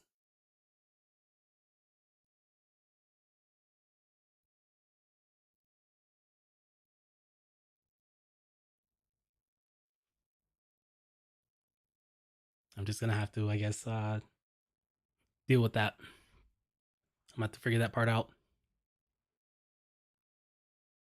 Silver Fox says, I watch a lot of channels, including Jeff, and I've always encouraged you guys to go and watch his channels, right? If I disagree with something he said, and I think it might be leading people astray, I might talk about it. I'm not gonna do that anymore, but I might have talked about it in the past.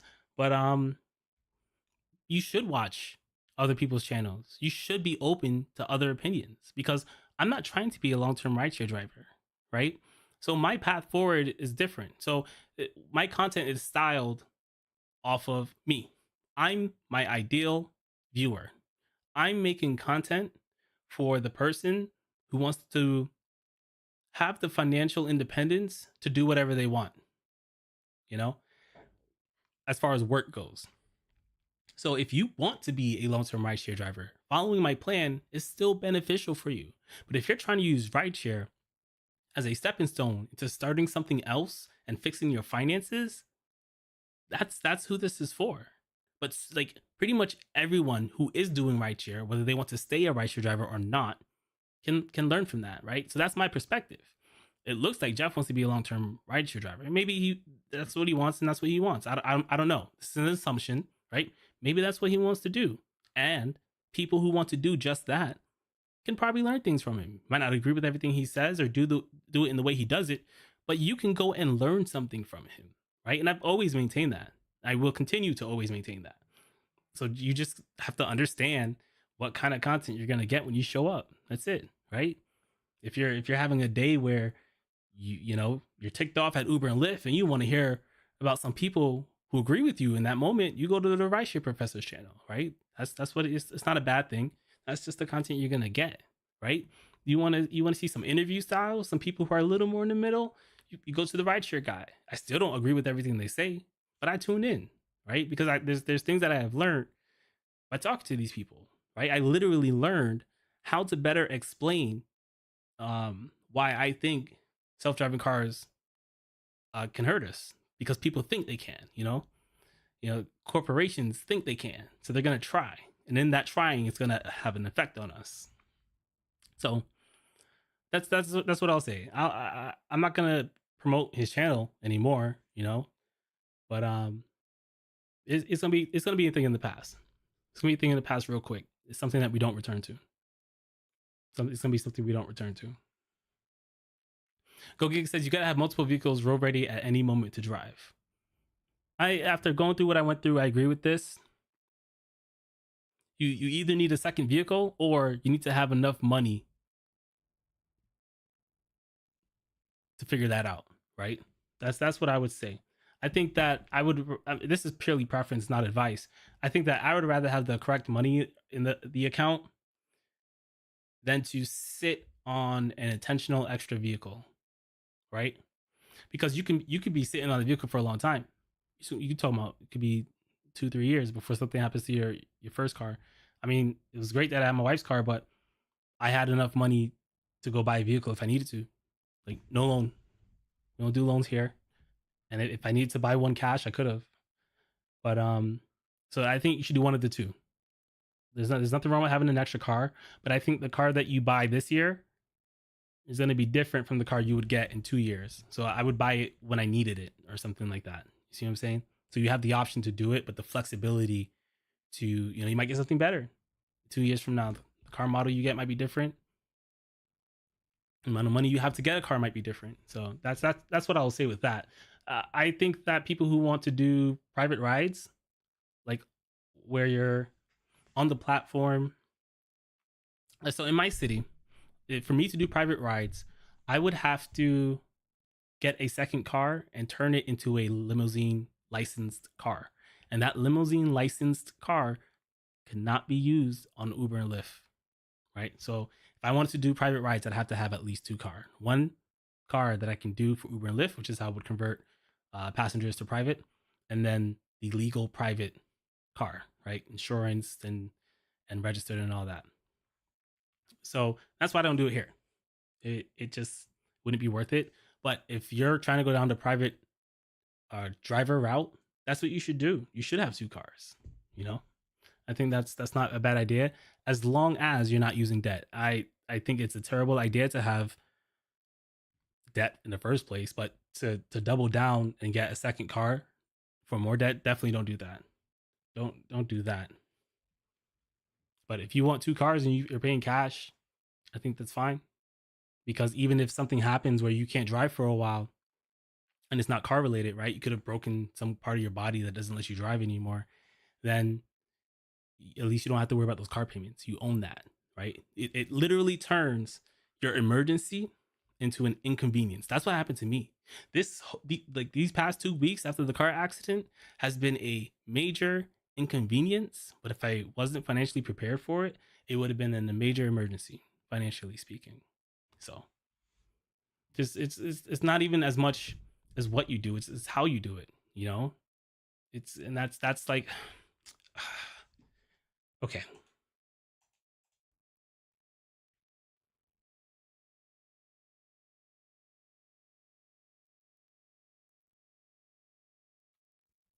Usually rideshare drivers didn't plan to be rideshare drivers, right? Maybe you saw someone made some great amount of money somewhere, it convinced you, you started driving, But typically, people don't even look at rideshare until like they've lost their job or they're just looking for a change or a way to escape whatever it is they got going on right now. Typically speaking, myself included, I was not in a great financial place when I started rideshare. Right? I wasn't. Well, I was okay. Like I was in an okay place. I wasn't doing well with my money. It's like, yeah, I was living. I was making mistakes, but a lot of these mistakes, I was earning enough money. I was just being stupid with my money. Right? I was a district manager, whatever. But I decided to quit that when the government were giving us stimulus checks, right? So I said, okay, I can now use this to start some kind of business. I don't really know what I want to do yet, but let me test these gig apps to see if I can make enough money to cover my bills. That's what I did, right? That's what I did. And then I even tried to go back to computer science school. It was from 11 a.m. until 8 p.m. Monday through Friday. I thought that I would be able to survive by doing rideshare at nights and weekends, plus the coding boot camp. But the boot camp, because it's only 6 months, was very intense and it required like 30 to 40 hours outside of class to even keep up. So I decided I'm going to not do this system anymore, right? I'm going to put it on the shelf, do it later. Let me start doing rideshare, pay off all my debt, and then save up enough money for those bills for the 6 months and go back. That was my plan. And that's when I started paying attention to money more, right? Started listening to Dave Ramsey, trying different things, playing around in the stock market when Robinhood first came out at the beginning of the pandemic. That was during my transition period. Thanks to the pandemic, content exploded, and I started learning a lot about finance. Whatever you like, there's so much content coming out because everyone was at home, and I learned so much about finance. I tried different things and failed with them, and now I'm at the thing where it's a system that it's not promising you to become the richest person in the world. It's not even going to take a short time, and it's really hard. It's really hard system. Like the math behind money is easy. The math behind money, sixth grade math. You got a kid, he's in sixth grade. He can probably balance your budget if you show him what number means what. He can do the multiplication, he can do the division, he can do the adds, right? That's easy. Interest rates, easy. It's the habits that are hard. Breaking our spending habits to put us in a position where we don't have to have spending habits takes work, right? The goal of what I preach and what I practice isn't to live a frugal life forever. It's to make the sacrifices for 2, 3, 4 years required to free up your income and build habits that take you to another level, right? So that's my medicine. That's the medicine I was talking about. But I am serving that medicine to you guys in the form of rideshare. And when I make a video that doesn't do that, I feel like I'm not serving my purpose. So I'm plan on not engaging in this behavior too much. I'm not gonna say I'm never gonna do it again. I'm just gonna say I'm not gonna do it too much. I will limit myself, and that's the only agreement I got with you. So I'm not saying I'm ever gonna do it again, but feel free just not to watch it. But I am trying not to do it again. I'm not gonna promise that to you. Silver Fox says, I take what I can from anyone.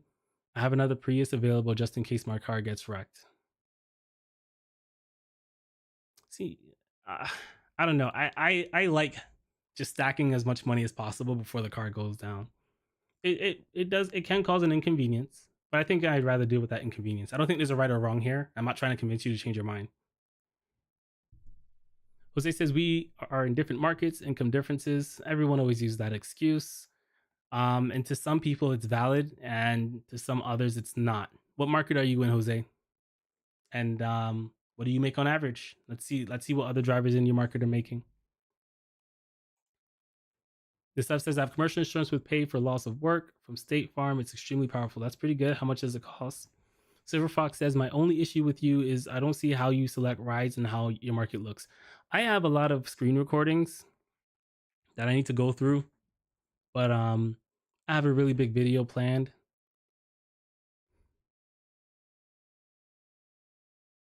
It's a really big video, but I don't know if I should do it before or after the accident story. I think I should do it before.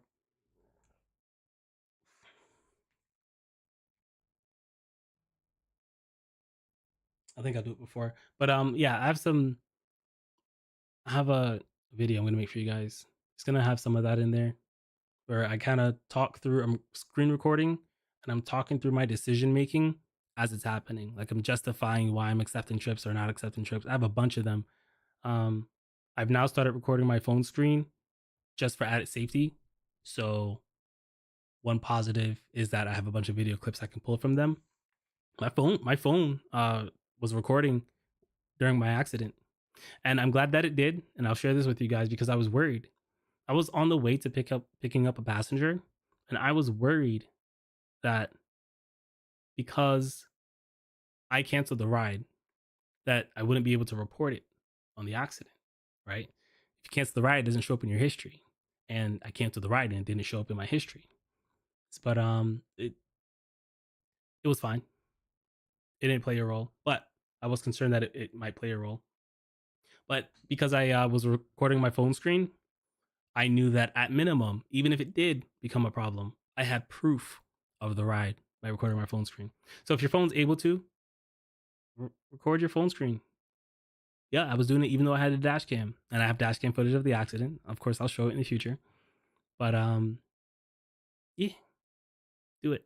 Do that. This stuff says I'll probably share the secret with Tristan soon. We'll see. Maybe our secrets are similar. I feel like you might be able to make more money on Lyft, but whatever. We'll see. Silver Fox says Jeff likes to overstate things. He does. He makes things up and overstates them. This stuff says I don't hate Jeff. However, he's a bit wild at times. I don't. I don't hate him either. In fact, he's probably someone I would like hang out with in real life.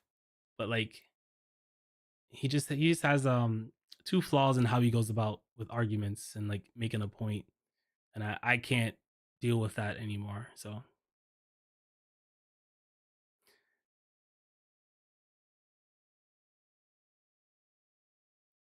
I'm not gonna read your comment, Silver Fox, but I agree with you. I do agree with you. My B says I can't take anyone seriously. Well, I'm not. We're not gonna do personal attacks. Nab says Jeff ain't as transparent as he makes himself out to be. I agree with that, and I'm gonna move on from that.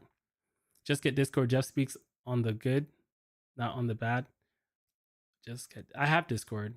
I need to do stuff in there, but I have Discord. Silver Fox says he always speaks on positives and ignores the negatives. Go Giga says I believe if you never mentioned or in insinuated my drop barbecue in any videos, you would not have any beef. He started the beef before I made any videos. I maybe I didn't make that clear. He said I said something that I didn't. To me, that's beef starting. So, if I never responded, he would have never followed up. Sure, yeah, I can agree with that. But I was minding my business for these last couple of months. I didn't really say anything about him, right? This is unprovoked.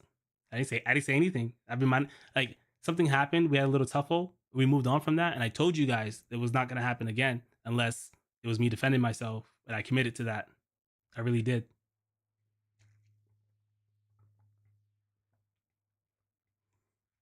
So if you wanna, if you're disappointed in me for responding, that's fine. I'll accept that disappointment.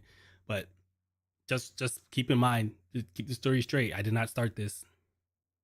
I did not start this, and it's all publicly available information. The chains are there. The videos exist. The comments exist, right? And even in the video Jeff made this week, or the first video Jeff made like within the last like 10 days or whatever, he already went through those comments. You can go to that video of where I said whatever I said the first time. You can read Jeff's comments, right? So, and then he pulls comments from that video 3 months later. He's readdressing a beef that was already done and squashed, right? Right? He just updated his talking points about me. That's the only thing that's changed. This is the same beef from the response video that I made to the video he made, right? So if be disappointed that I made the video, fine, I can accept that. I wasn't the bigger man, cool. And this is the results of me not being the bigger man. I could have just ignored it and then we wouldn't be here, right? I'll accept that. But I ain't started. I did not.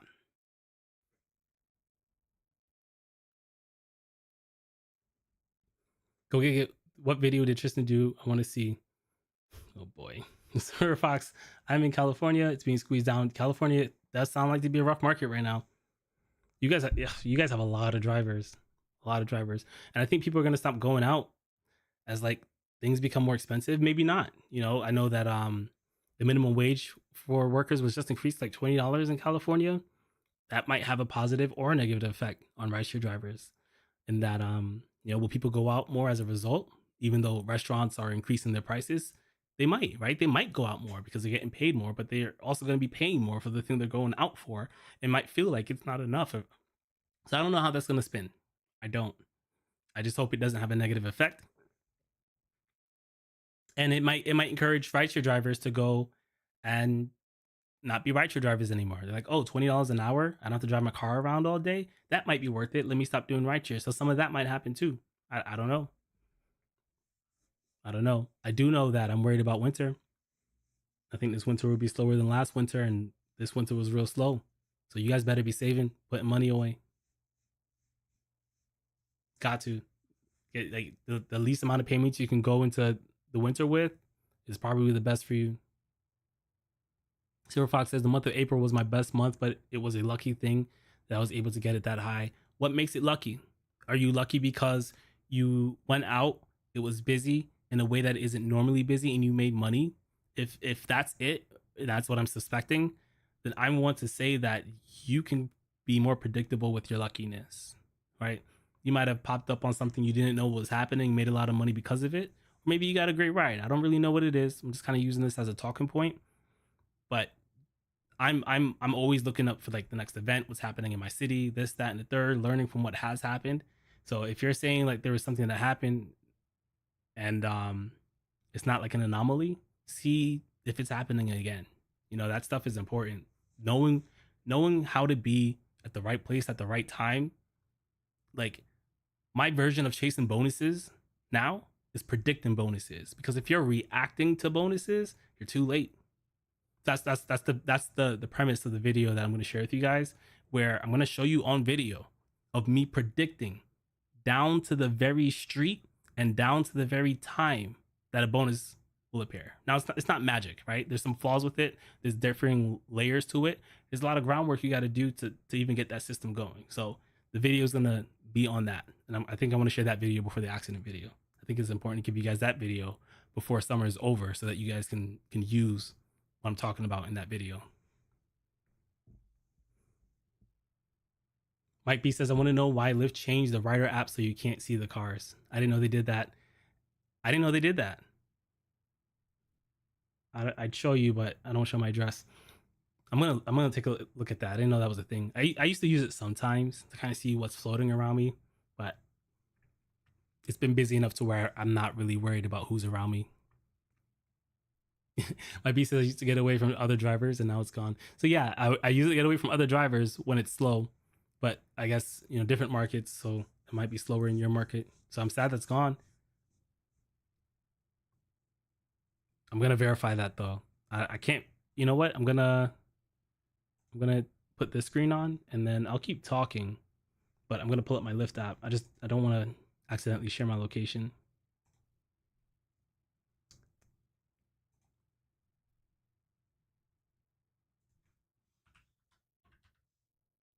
I guess if I pull up the Lyft driver app still might show my location.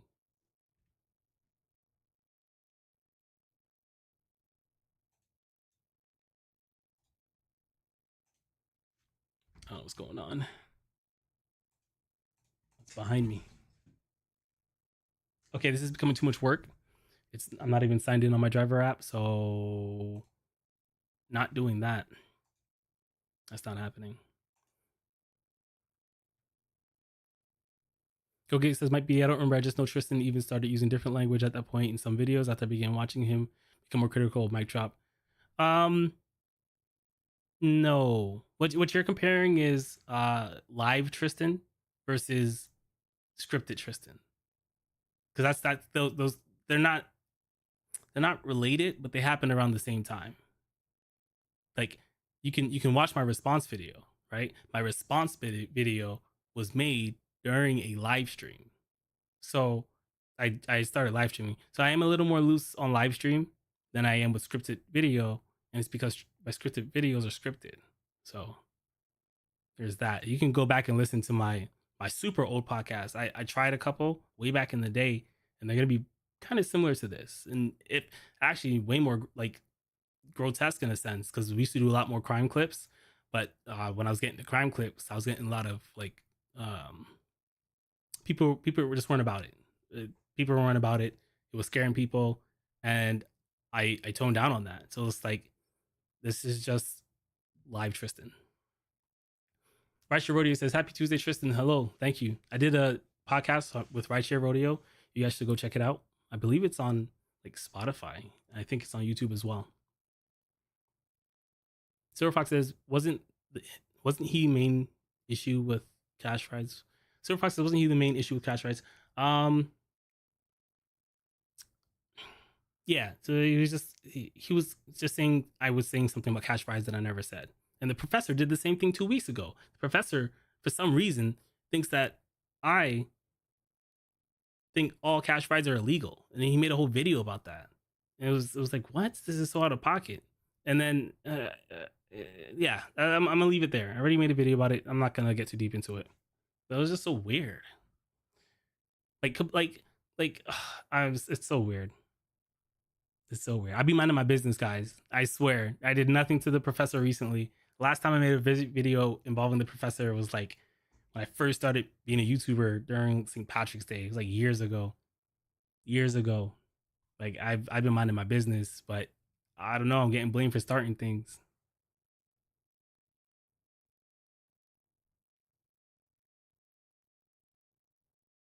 Damn, I don't know how I missed all those comments. Silver Fox says my goal is to be debt free or close to it by end of year. If you want to talk about airports, there were 20 people at the airports last night. That's too many. Yeah, I could catch me waiting at the airport. I might do it to make a video, but I've learned very early, very quickly that is not the place to be. It seems that it used to be the place to be, and maybe in some markets it still is the place to be, but not here, not for me.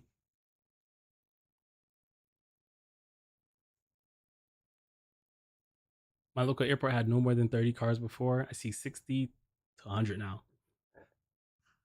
I think people wait there out of laziness. Not me.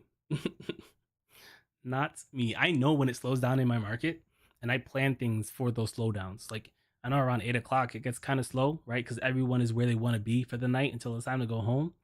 That's when I'll eat. That's when I'll go to the bathroom. That's when I'll like take a break, chill, write some like do some script writing.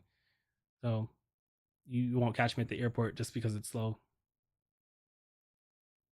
That's like I don't think that's a good way to make money. But we'll see. I'll give it another shot.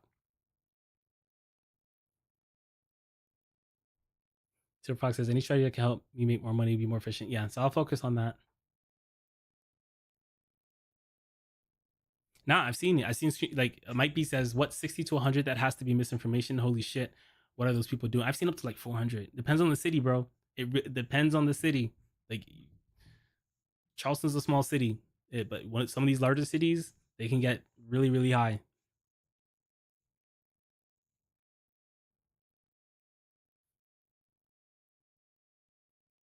Silver Fox says I could sell my Prius and swap, but I want to reduce my debt before I make any moves. I support that.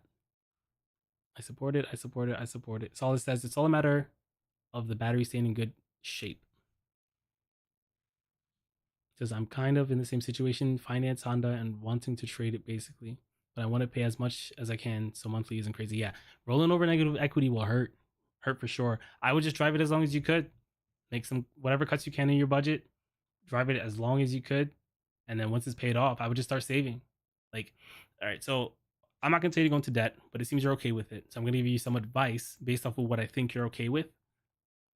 If you do what I just said, right, you pay off the car if possible, right? That's the best neutral situation. You can get a car without rolling over negative equity. I'd rather you not do that.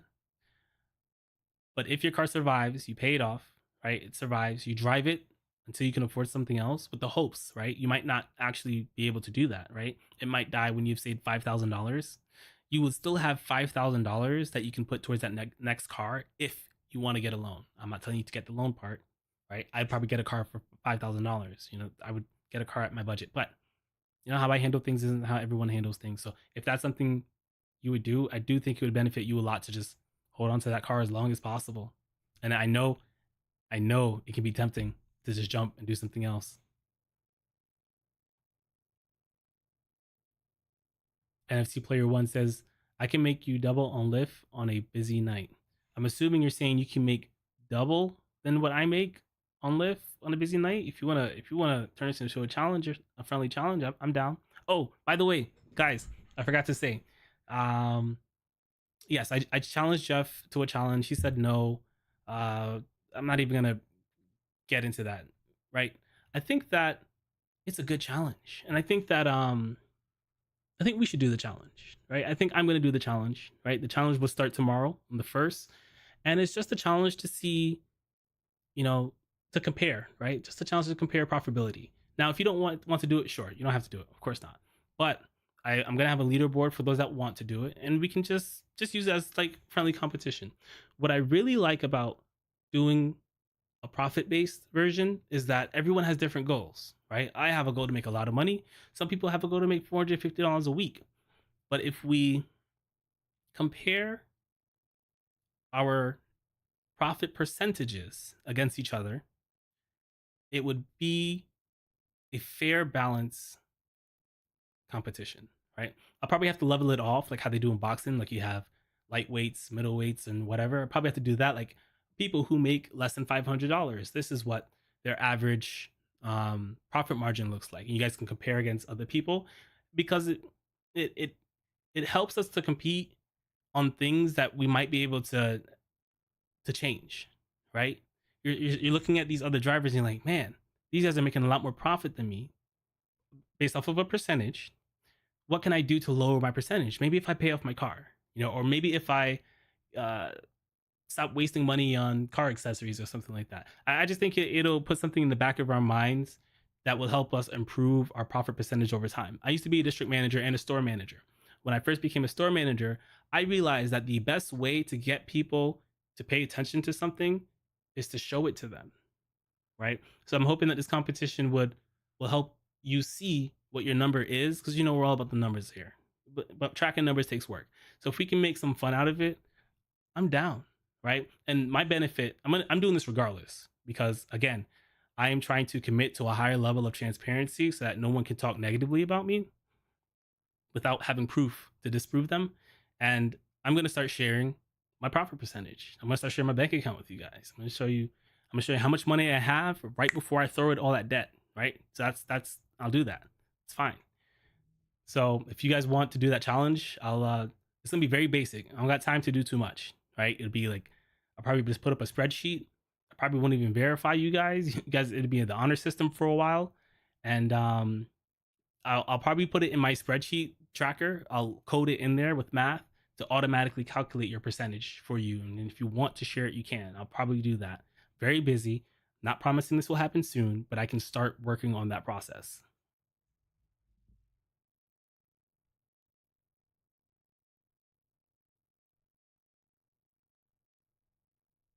Yikes.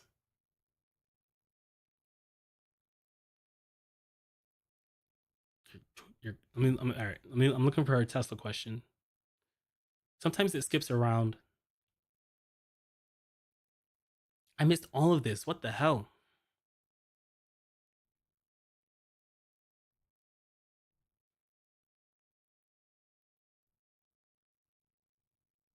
My brain is fried. I did take two weeks off of Uber and Lyft. Give me the freedom to think more, not less. Having to deal with all this convoluted stuff was just it fried me out, man.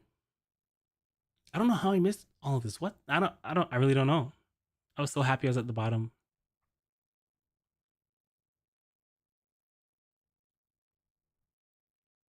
All right, so I've definitely read those.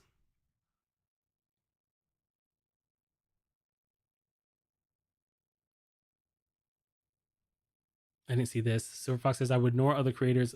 Ultimately, Jeff won't agree with you. Yeah. All right. So Mike B has a question. He says, I depleted my emergency fund to fix my car and I want to build it back up. But after your accident, I'm scared of the situation you talked about getting wrecked and having $0 to fix. You have to deplete your emergency fund to fix your car. I think that's a good idea. You did what you had to do. And I want to build it back up. You want to build up your emergency fund after your accident. I'm scared of the situation. So build it back up. I don't understand. Well, I don't understand. I think I think that everyone's emergency fund should be at least $2,500 because that is the deductible with Uber and Lyft. And that's the starter emergency fund. That's not the full emergency fund, right? It what what I'm practicing is I have my 2,500, and then um, everything after that should go to debt unless something is happening, right? If you need to create what we call a sinking fund, where this is money you're shaving off every month to pay for something like an expected cost, like you're like as a rideshare driver, you need to expect your car to die one day. It might be 5 years from now, it might be 10 years from now, it might be 2 years from now, right? You need to expect it to die someday. And you need to start saving up to be able to replace it at minimum if that were to happen, right? And on your way there, it might die.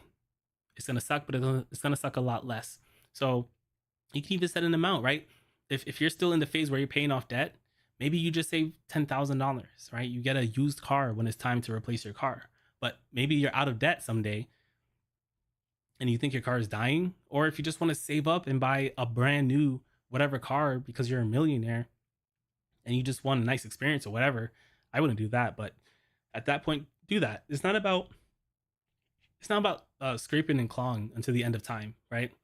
If you were to add up like all your debt, if you have debt, and you were to really like pedal to the metal, do as much as you can stomach without burning yourself out, depending on your market, depending on what's going on, depending on your budget, depending on what's going on in your budget, like your home bank account and stuff like that, you could typically pay off your debt in 2 to 3 years. That is the statistic on people who are like actively doing a similar program, right?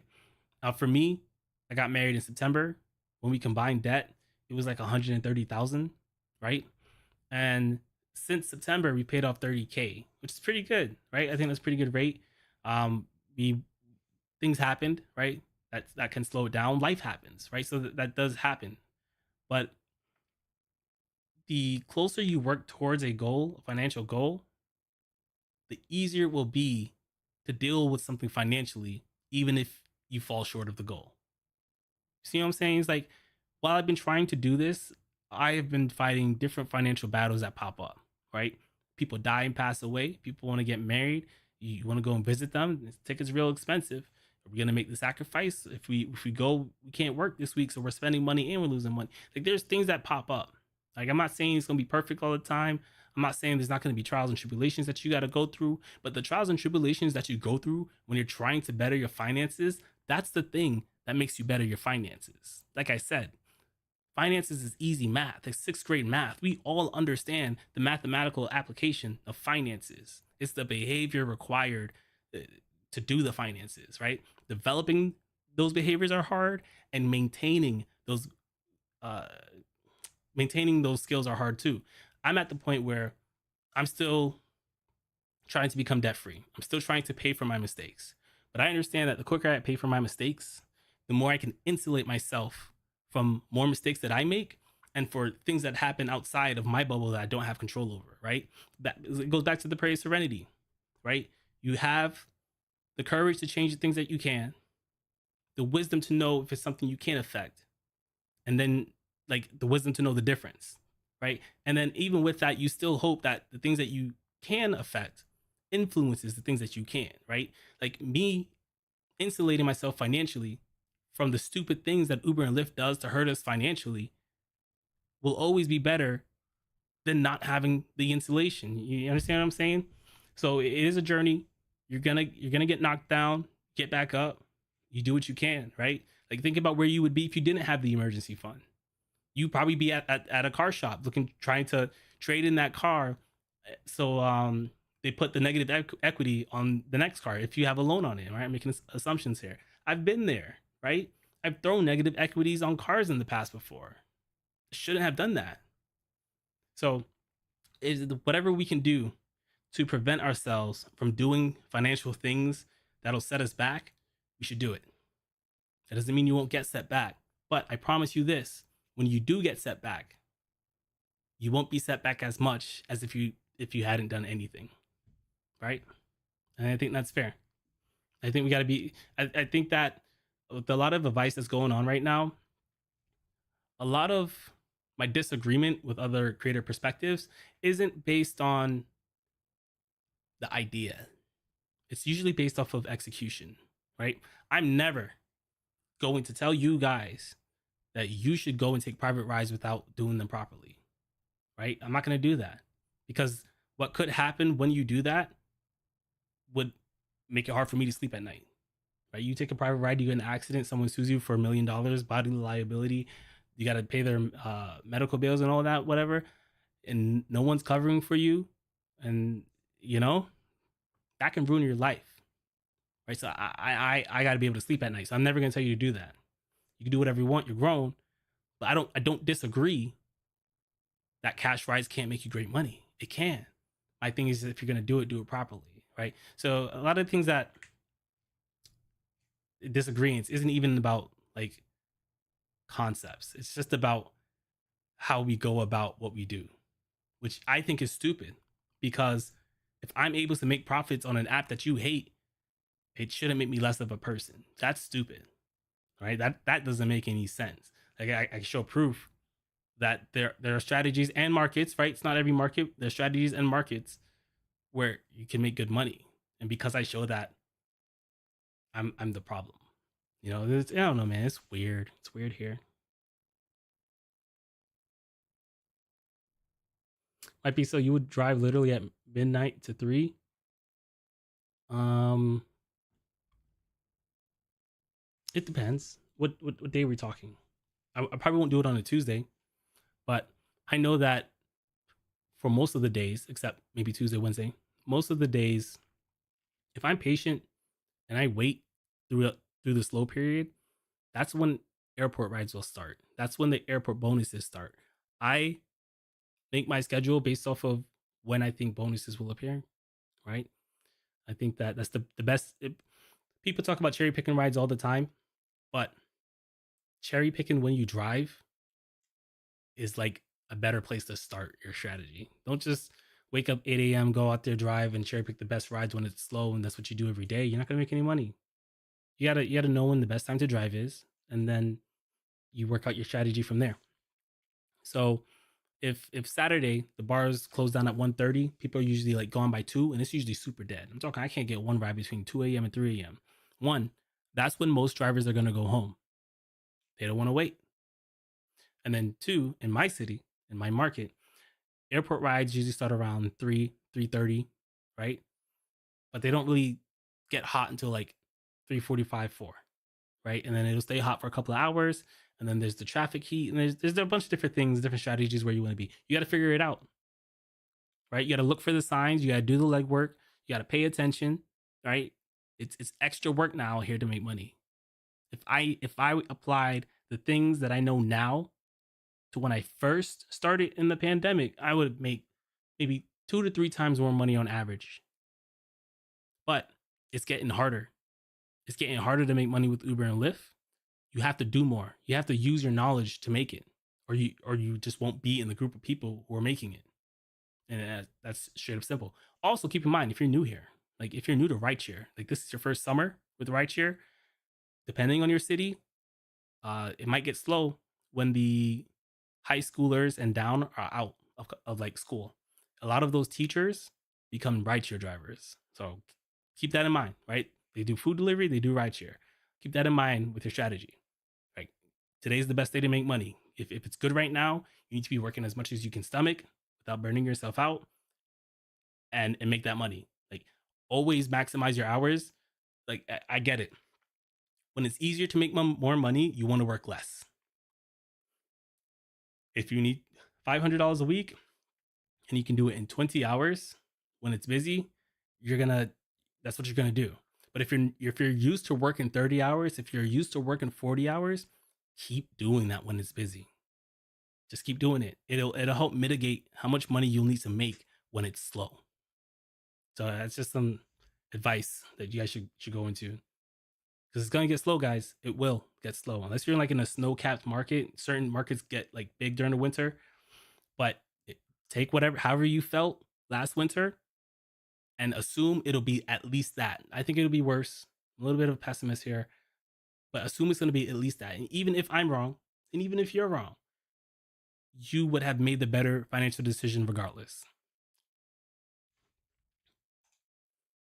Silver Fox says, I came into Uber to get money for a vacation and pay some debt.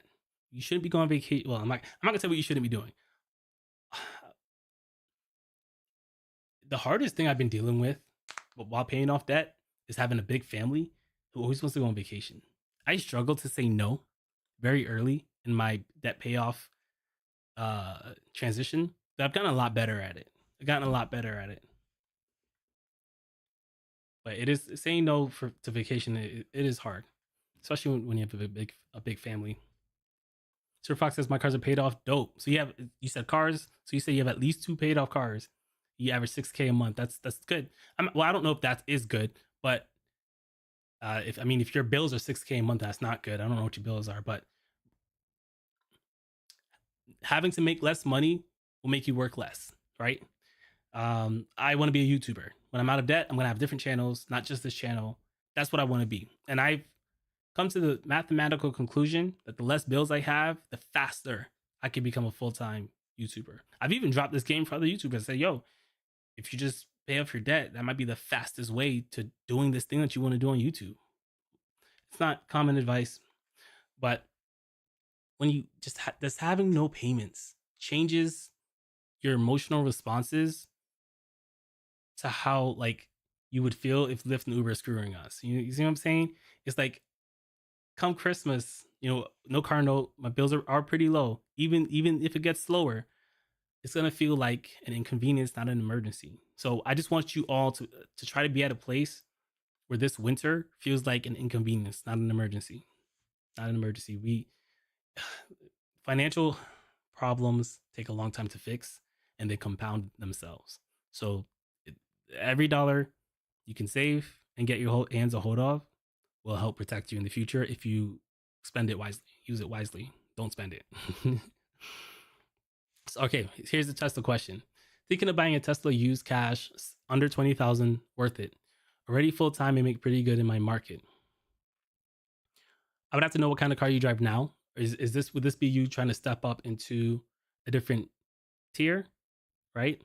The best long-term advice I can give to you without getting more information from you is I would see if you could rent it for a week and determine that for yourself, right? Everyone's market is going to be different.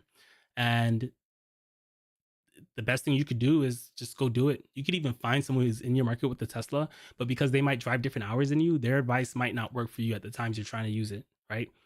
I am going to give you more feedback than this general feedback, but I've not driven a Tesla. I've not proved it in my market. And even if I did prove it in my market, it still needs to be proven in your market. So I'm going to start off with that, right? I still have opinions and I'm going to give them to you.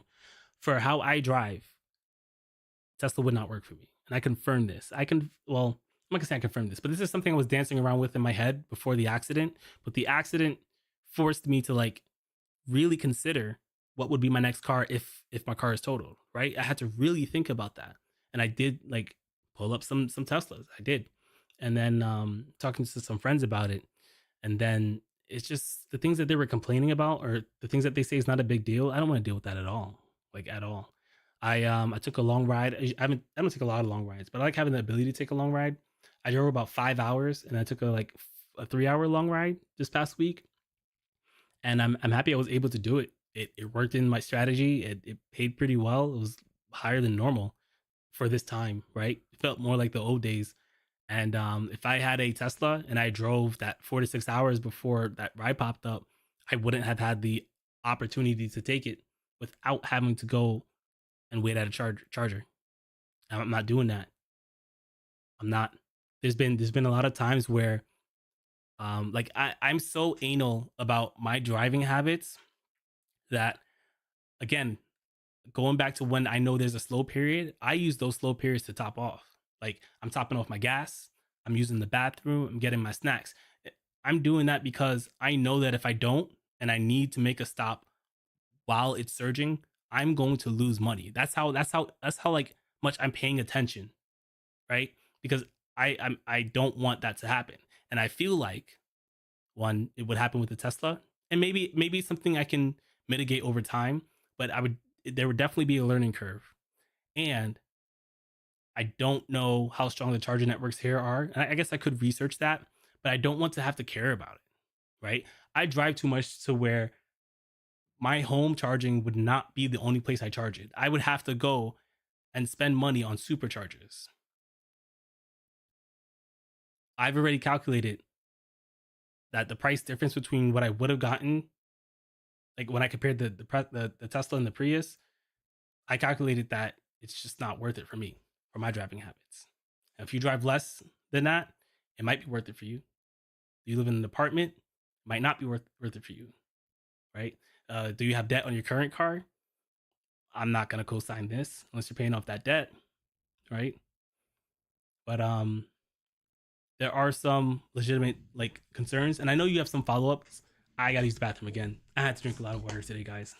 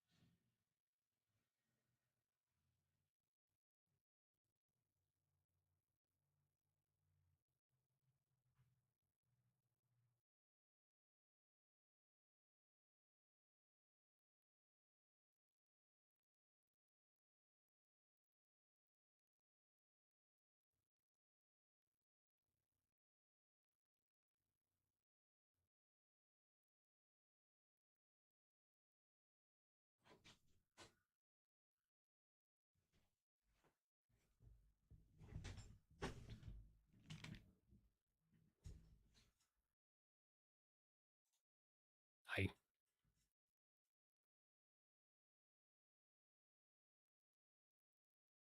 We'll take a pause in the Tesla saga for a second. Here's the verdict: says I recently got the elite status on Lyft with the 6 filters. What's the best strategy to go about using all the filters? That's a really good question, and I'm gonna tell you the answer. So, for those of you who don't know, elite status came out like 2-3 months ago. They now give us like 6 filters, and I think filters are a very important part of my strategy. The way I use filters is depending on the strategy. Right. So I will start with that. But my general strategy when I don't have to think too hard about things is I'm going to use the head towards destination, right? So for those of you who don't know, the heads towards destination filter lets you pick a destination and you'll only get rides that go towards that destination, right? Pretty straightforward. Once I'm at the destination, I will use the stay within an area filter if that's where I want to be for the next 3 hours, right? I usually place that filter on areas that have high bonuses, right? And even though you have the filter, I know this was brought up, but even though you have the filter, you can still see rides that are going outside of the filter. You might not be seeing all of them, but you're gonna. I haven't confirmed, but I think there are rides that were rejected by other people. So they might be bad to other people, but you can still have some access to rides that are going outside of the area, and it tells you exactly where it's going, right? So there are different ways to take advantage of this. One way is when I'm doing airport rides, I know all these people I'm picking up aren't taking short rides. I know that, right? I still use my area filter because it lets me see what rides are popping up that are going to the airport. So I can pick which one I want. right? So that's one application of using it, right? That's not the common way people think about using the filter, right? And I know that because there were comments made about it recently in the videos that pertain um, to the beef, right? But you can still see the rides outside of that filter. So that's just one application. Um, that's what I do for airports. If I'm downtown and people are bar hopping and I know the surges are a lot of nice short rides, that's the obvious application of when you should be using the stay within an area filter. Another not so obvious is staying out of places you don't want to be, right? For example, we had the High Tide Festival in Charleston like a week or two ago, and I have learned very early when there are concerts, you don't go there, right? They surge over there, but what happens is other drivers go there and the main city surges too, right? So the normal surge happens and it's stronger because people that would normally be here on Friday are now at this festival. And the festival is a cluster, right? It's very difficult to deal with. If you don't have good cell service, it's going to be hard to contact your passenger because there's so many people in one area. Getting in and out might be a problem. It depends on the venue. Some people have this stuff figured out, some people don't. I know that if I go there, even if it's a great looking ride on paper, it's not going to look like that. And so I I know that when there's a big event happening, which happens in this part of the city, and I like to drive in this part of the city, I'm gonna stay away from this event because even if this event has $15 surges and this event has $10 surges, I know I'm gonna get more rides per hour than I will if I go up here, and it's not gonna make it for the difference in surge number. And eventually, they both just surge max amount. So there's different ways to do this, and what I'm telling you guys is part of the video that I'm gonna make with you guys, or I'm going deep on how I'm now operating my business. Right, I'm not gonna say I'm doing it perfectly. These are systems that I'm building, continually changing, continually adding to. I'm gonna try to get you guys up to speed with that very quickly. So since I'm checking battery health one on one that I'm looking at,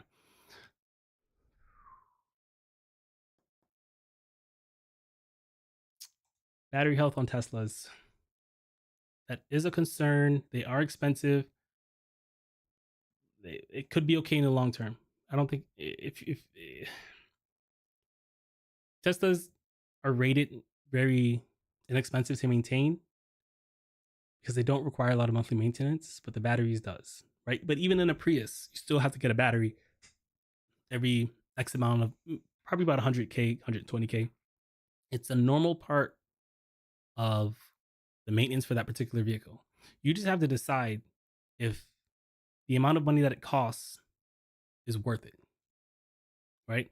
If you're going to come to the conclusion that you should buy a new Tesla if your battery is gone, just because your battery is gone, then it's probably not worth it. But if you can afford it, and like if you're buying a used Tesla, you should kind of budget for a new battery. Right? That needs to be something you think about before you spend. Like as I was trying to consider what car I wanted to get, when I picked the car model in my head, right, I would then look up all the common problems with this car, right? And if it is a common problem that can be fixed, I look up how much it's going to cost to get it fixed, and I include that in my budget so that if I buy this car and this common thing is a problem, I'm going to be able to fix it. And that also opens up your inventory of what you're willing to buy. So let's use this as an example. I doubt you're going to be able to have that 10K so quickly, but I don't know your situation. You may, right? But if you're probably currently looking at only buying Teslas with good batteries. If you opened up your options to Teslas that even had bad batteries because you'd be able to afford replacing it, you could then do it. Should you do it? That's probably not what I would do. But what I'm saying is having that money gives you the freedom to do that, right? So when something can normally be wrong with something, if you're not going to buy it because it might be wrong with that thing, you shouldn't get it, period. Because even if you buy a new Tesla, that's going to be a thing that happens, right? And if your response to that is that you would sell it at that point, then I don't think it's worth it. So yeah, that's my thoughts. Let me know what you think about that. Like if something is to be more practical in examples, you might find a Tesla that has like the best interior. It has lower miles than another car that you're looking at that has a battery that's decent or decent and good, but is more expensive because the battery is decent and good. When something is wrong on a car, it usually sinks the value pretty strongly, right? Because the person buying the car has to justify the price of the car plus the fix of the car. So there's usually some correlations there. You can get screwed. Right? This is the real world. I almost got screwed. I'm gonna of course share the story with you guys. But the more money you have at your disposal, the more options you have. So if my overall advice to you right now today is do not buy a used Tesla, period, even if you think the battery is good, because the battery eventually won't be good, right? If you want to get a Tesla, you need to have that in your budget, right? I would say if the battery goes bad tomorrow, especially if it's sold as is, if the battery goes bad tomorrow, I did not make my situation worse because I can afford this. This is a common problem that the internet talks about very often, and it usually happens around this mile range. And I'm prepared for this, right? So you have to consider those sliding scales. So I'm not going to say never, right? If you have a Tesla with low mileage and the battery tests positive, for the way you want it to go, and you're willing to take that risk, go ahead. It might push out when you would have to replace the battery further down the line. But if you don't ever start budgeting for that battery and making changes to your life that puts you in a position to save up for that battery, you just pushed when it would hurt down the road. So if you find something that works and you think you can sprint to getting that security net together, do it. There's going to be some risk in there, and you're going to have to determine what risk is acceptable for you, and you know, roll the dice. Right? I do that too. I consider what risk is acceptable to me, and that usually changes as the more money I have. What I'm willing to do, what I'm willing to try. Like for example, before I found out whether or not my car was going to be totaled, I was contemplating: do I get the this car at the top of my budget, or do I get the cheapest car at the bottom of my budget just for content? I was able to make that decision because I had enough money to decide. Even if I bought this cheaper car, if these normal things are wrong with it, I still have enough money to fix it. That's exactly how I was looking at it. And then I looked at this nicer car, like, this is probably less likely to have problems, and this will probably be like better in the long term, but it's more expensive, right? So even though I had the money to afford it, all it really did was open the plane for vehicles that I could pick from. A lot of people aren't going to have that option depending on the sliding scale. So I would say if you have a car right now, I probably wouldn't upgrade until the beginning of your next busy season. I would see if I could drive the car that I have right now as long as possible and start saving. Hopefully you're paying cash, and if you're not, I definitely want you to do this. You should just start saving for it, right? I mean, if you have a car that's like falling apart, you do what you have to do. But if you can save up as much money as possible before it falls apart, the decision making you will be able to have as a result will be vastly different from if you did it today. So we'll see what else we have. You say I work comfort with the vehicle I have now, but I believe Tesla generally gets more tips and the savings on gas basically. If you are charging at home, savings on gas is valid. If you are not charging at home, savings on gas is not valid. Well, let me say it could change as the price of gas is increasing. But even in California, I know that the cost of electricity is more expensive in California than it is in other parts of the world. So there's some fluctuations. All right, I'm not going to say 100% of the time it's never going to be worth it. Based off of what I know right now, I don't think it's worth it if you're supercharging, unless you have unlimited supercharging or something like that. But I'm a strong believer that tips can be earned through personality and conversation, right? I'm not gonna pretend like having a nice car doesn't help with that, but I think that the lion's share of tips can be generated from personality and conversation.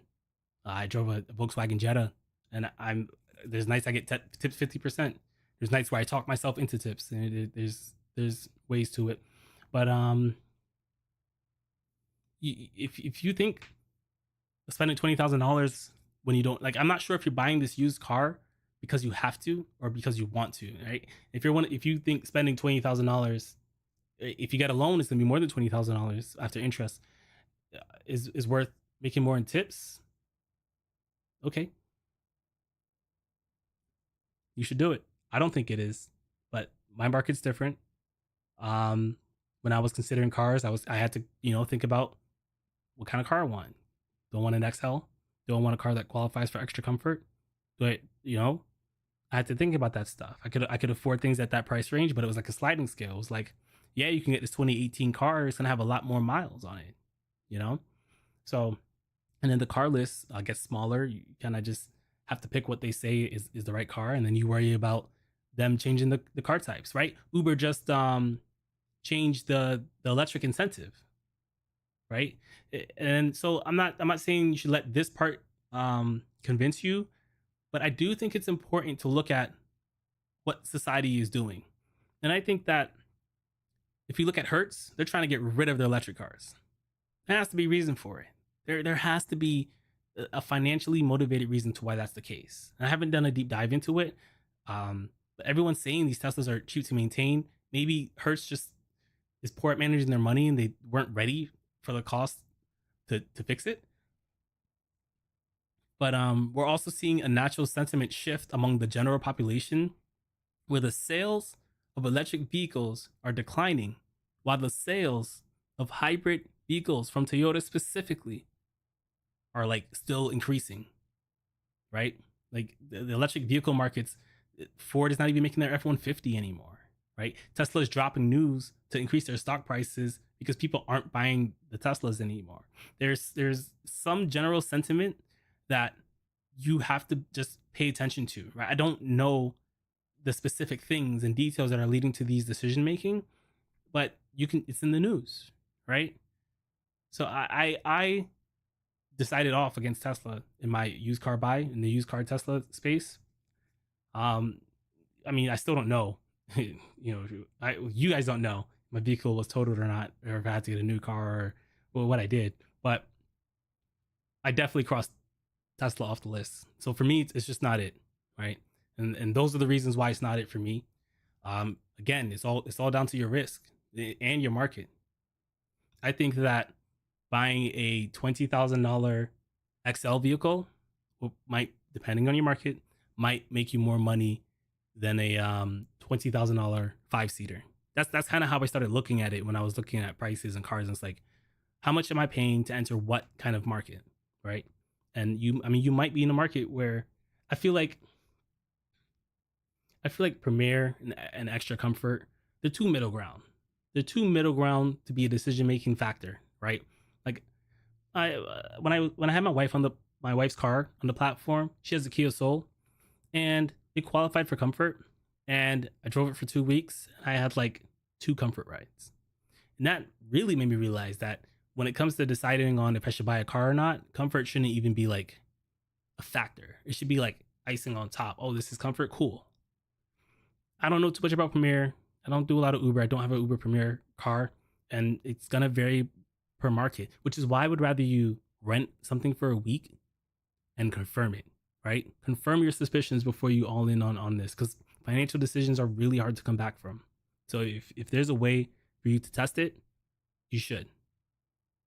Just it's that's what I would do. That will always be the best advice I can give someone, is to test it, because I'm gonna have informational gaps because of the difference in markets, the difference in strategies. So I'm always gonna fall back on, you need to test it before committing. And I did that too. I tested rideshare before committing to it. I tested food delivery before committing to it. I tested YouTube before committing to it. I test things before I jump off my boat. That's just where my risk tolerance is at. But some people have different risk levels, so it's up to you. Silverstock says I would do it sub 25K if you home charge and get LFP battery car. So it says, is LFP the newer gen? I'm looking at Model Ys. I got 2K job for the weekend. Nice. Model Y gets the long range, 28K, 2,800 from that one job total. Those are the ones I've been eyeing. I found a fewer for 24 to 27K. If you do Lyft, okay, so let's just, I'm assuming here, guys. I'm just assuming that you would have to make, even without debt, right? Even when you're considering your car, you have to make 30 grand before you break even on your purchase. If you have debt, it's going to be more because of interest, right? Like, how much did you make last year? Like, I'm not telling you to tell me. I'm not saying that. But like, think about how much you made last year. Like, we just did our taxes. You should know. Well, what was that gross amount? Where so like you'd have to do net, make that a net to do it. But even then, what is your gross amount? Did you gross more than 30K? Did you gross 40K? Like, are you okay with having to spend 6 months to make up for a purchase? Like, think about that. I don't know what the answer is, right? But think about that. Like, how much time? What I did was, I said, okay, at this stage of life where I'm at, if I can't pay back this car in less than a month gross, I don't. I think it's too much for me, right? There's going to be stages at life where I'm going to feel different about the number. Maybe it'll be 25. Maybe I lose everything I have and it's 5. But I was like, all right, if I can't make this back in X amount of time, it's probably not a good purchase. So set that for yourself. It doesn't have to be mine. Mine was a month. Yours might be 6 months. Yours might be a year. Like, when you map it out that way, it starts to bother you. For lack of a better word, it does start to bother you, but you want to be bothered. You don't want to make large financial decision making. Don't want to make large financial decisions in a vacuum, right? You want people to challenge you. You want to be pushed back. You want to push back yourself. You want to make sure like you have all the information that leads you to a better decision making. Some people don't like that because it can lead you to indecision. But I'd rather be indecisive and have time to eventually figure it out. And I had time because of how I live my life financially. I didn't have to pick a car on any timeline. Like, I could decide if insurance wasn't working, I could decide, all right, let me go and get ahead of insurance. If there was something where I just there was no insurance, I could have still been okay. So like I want you to I'm kind of throwing questions at you, not to discourage you, but these are things I want you to think about.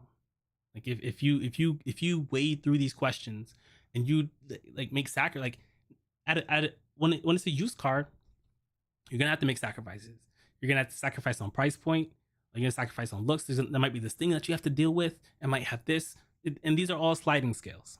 So you're gonna have to figure out what's important to you. What's important to me on the sliding scale is gonna be different from what's important to you. So I'm just trying to give you some of those questions and things that I were thinking about when I was in your situation less than a week ago, right? So don't think I'm discouraging you, but be sure. Like, just get as much information as you can and be sure. Silver Fox says, if you do Lyft, get a black one. So I wanted to try Lyft Black. I at least looked at the numbers, looked at cars, see if it was in my budget. It wasn't. But, well, that's for XL, but there's no black in Charleston.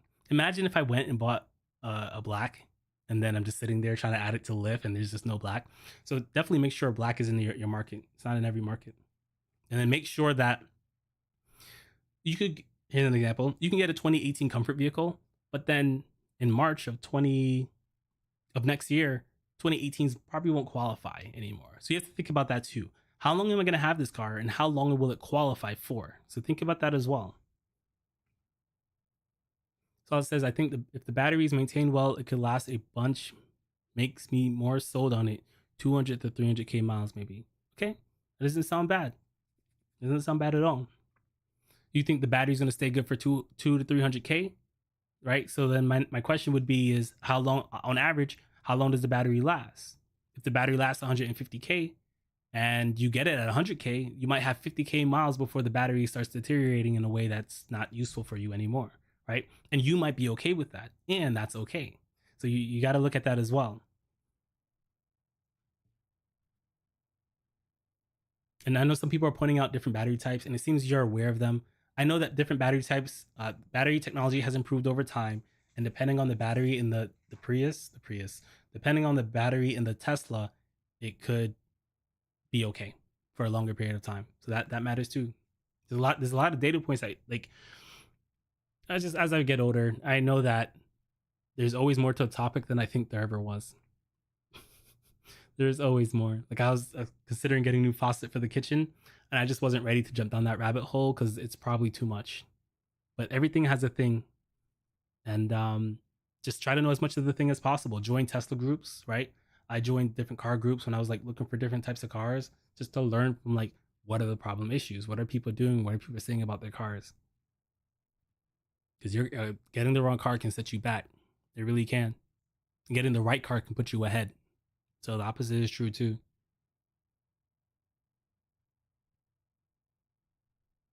Okay, so now I'm back up to date. Yeah, I'm kind of in the same situation. Finance Honda and wanting to trade it basically. Um, if you're cool with sharing this information, tell me how much it costs, how much the car is worth, I guess. And if you don't know, I'll look it up. If you give me the year, make, model, and mileage, tell me how much you owe. If you're comfortable sharing that information, and I will see if there is a plan I can recommend to you, even if you don't want to take it. There is some things you can do. I also don't know how much money you have. I'm assuming you would need a down payment, so I assume you've at least saved up for that. So if you give me if you want to email me instead, that's fine. If you want to do it in front of everyone, that's fine too. And if you don't, that's okay. It's perfectly fine. But I want to pay as much as I can. So monthly, is it crazy? NFT player says I can make. Okay, I read that already. Okay, so yeah, check earlier message. Okay, I'm glad I scrolled back up. This has been a good conversation. So it says they ban me off Lyft for no reason and don't accept my appeal. Okay, that's even scarier, right? That's even scarier. So I guess all you have is Uber, and if something happens with Uber, you'd really be hurting with a car loan. You'd really be hurting with a car loan. But if that's the risk you want to take, you can't. You can. You're a grown person. Do as you please. But I feel comfortable with Uber and Lyft from a job security standpoint because I have Uber and Lyft. I know that if I lose one, I can rely on one on the other for a little bit, but I would definitely be worried about what would happen if they kick me off or something. So I don't know. I don't. Uh, I don't know. I don't know. I would just save up 5K, get something else.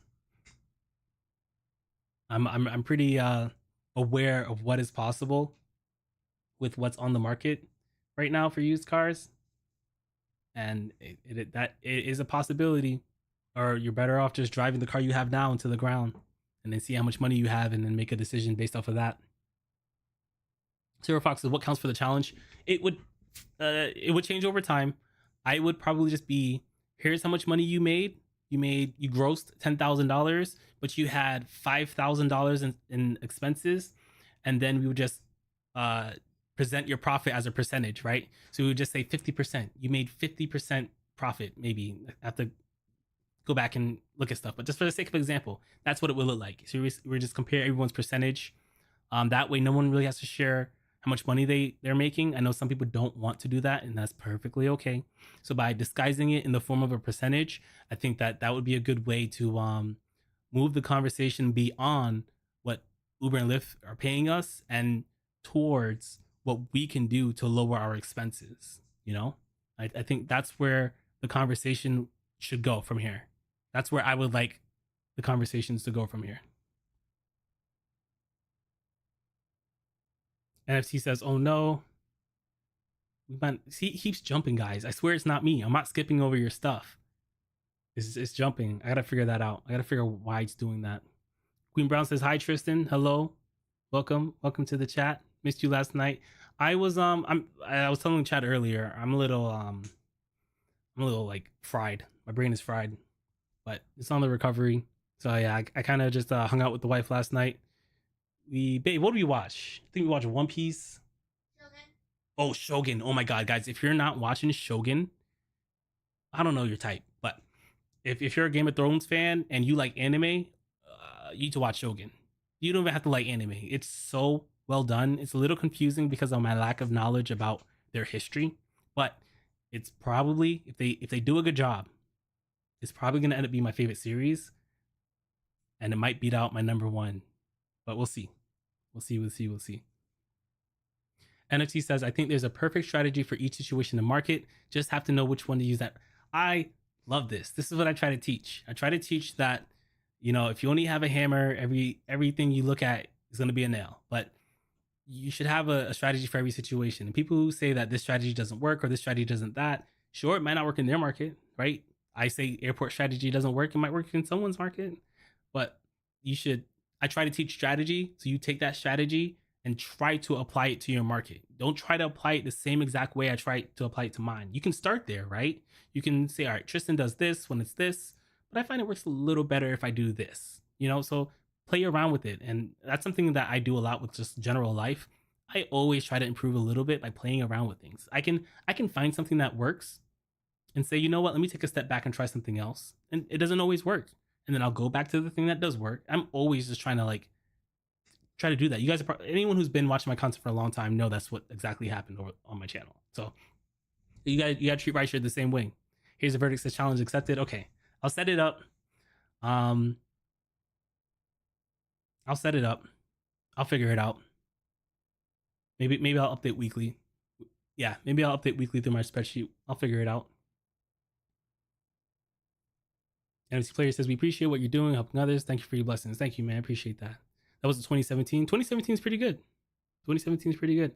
My bills are 2K. That's pretty good too. All right, so you chilling. You got you. It sounds like you're on the wall. You're on the wall. You're doing what you got to do, and you chilling. Like if certain things were to happen to you, it'd be an inconvenience, not an emergency. What car do I drive for Lyft and Uber? As far as everyone knows, I drive a Volkswagen Jetta. I got into an accident 2 weeks ago, and I have not revealed if that car was totaled or not. So, as far as this goes, I drive a Jetta. You have the plug-in. The plugins I looked at, they were like all 4-seaters, like the Prius Prime. I was like, man, they really dropped the ball there. If there were 5-seaters, I would have considered getting one, but they really dropped the ball. Prius battery lasts 120 to 150K, depending on how it's used in rideshare. They last way longer. Yeah, I did. I had to do a lot of research on the Prius, and I learned that it does very well with city miles because it uses the battery at lower speeds. So when it's using the battery, it's saving the engine. The Prius does have some fatal flaws, but because of how it's driven for rideshare, those fatal flaws are less persistent. I saw some guy selling his, it was like 350,000 miles, and he was still driving it. He's like, yo, these miles are going to go up because I'm still using it for rideshare. I was like, dang. It was a lot of miles, but like I was still thinking, if he's able to get that many miles out of it, this thing might be really, really good. And it was for like $5,000. It's probably a little too expensive, but if you're in a tight spot and you got $5,000, that would have been okay. You would have been okay. Maybe $6,000. You want to have enough money to fix it if something goes wrong. My boy got to use Tesla and is worth every penny. How have you justified that? Is that like a mathematical justification? Like you've seen the numbers and it's all working out better than whatever he had before? Like he's making more money than he was before?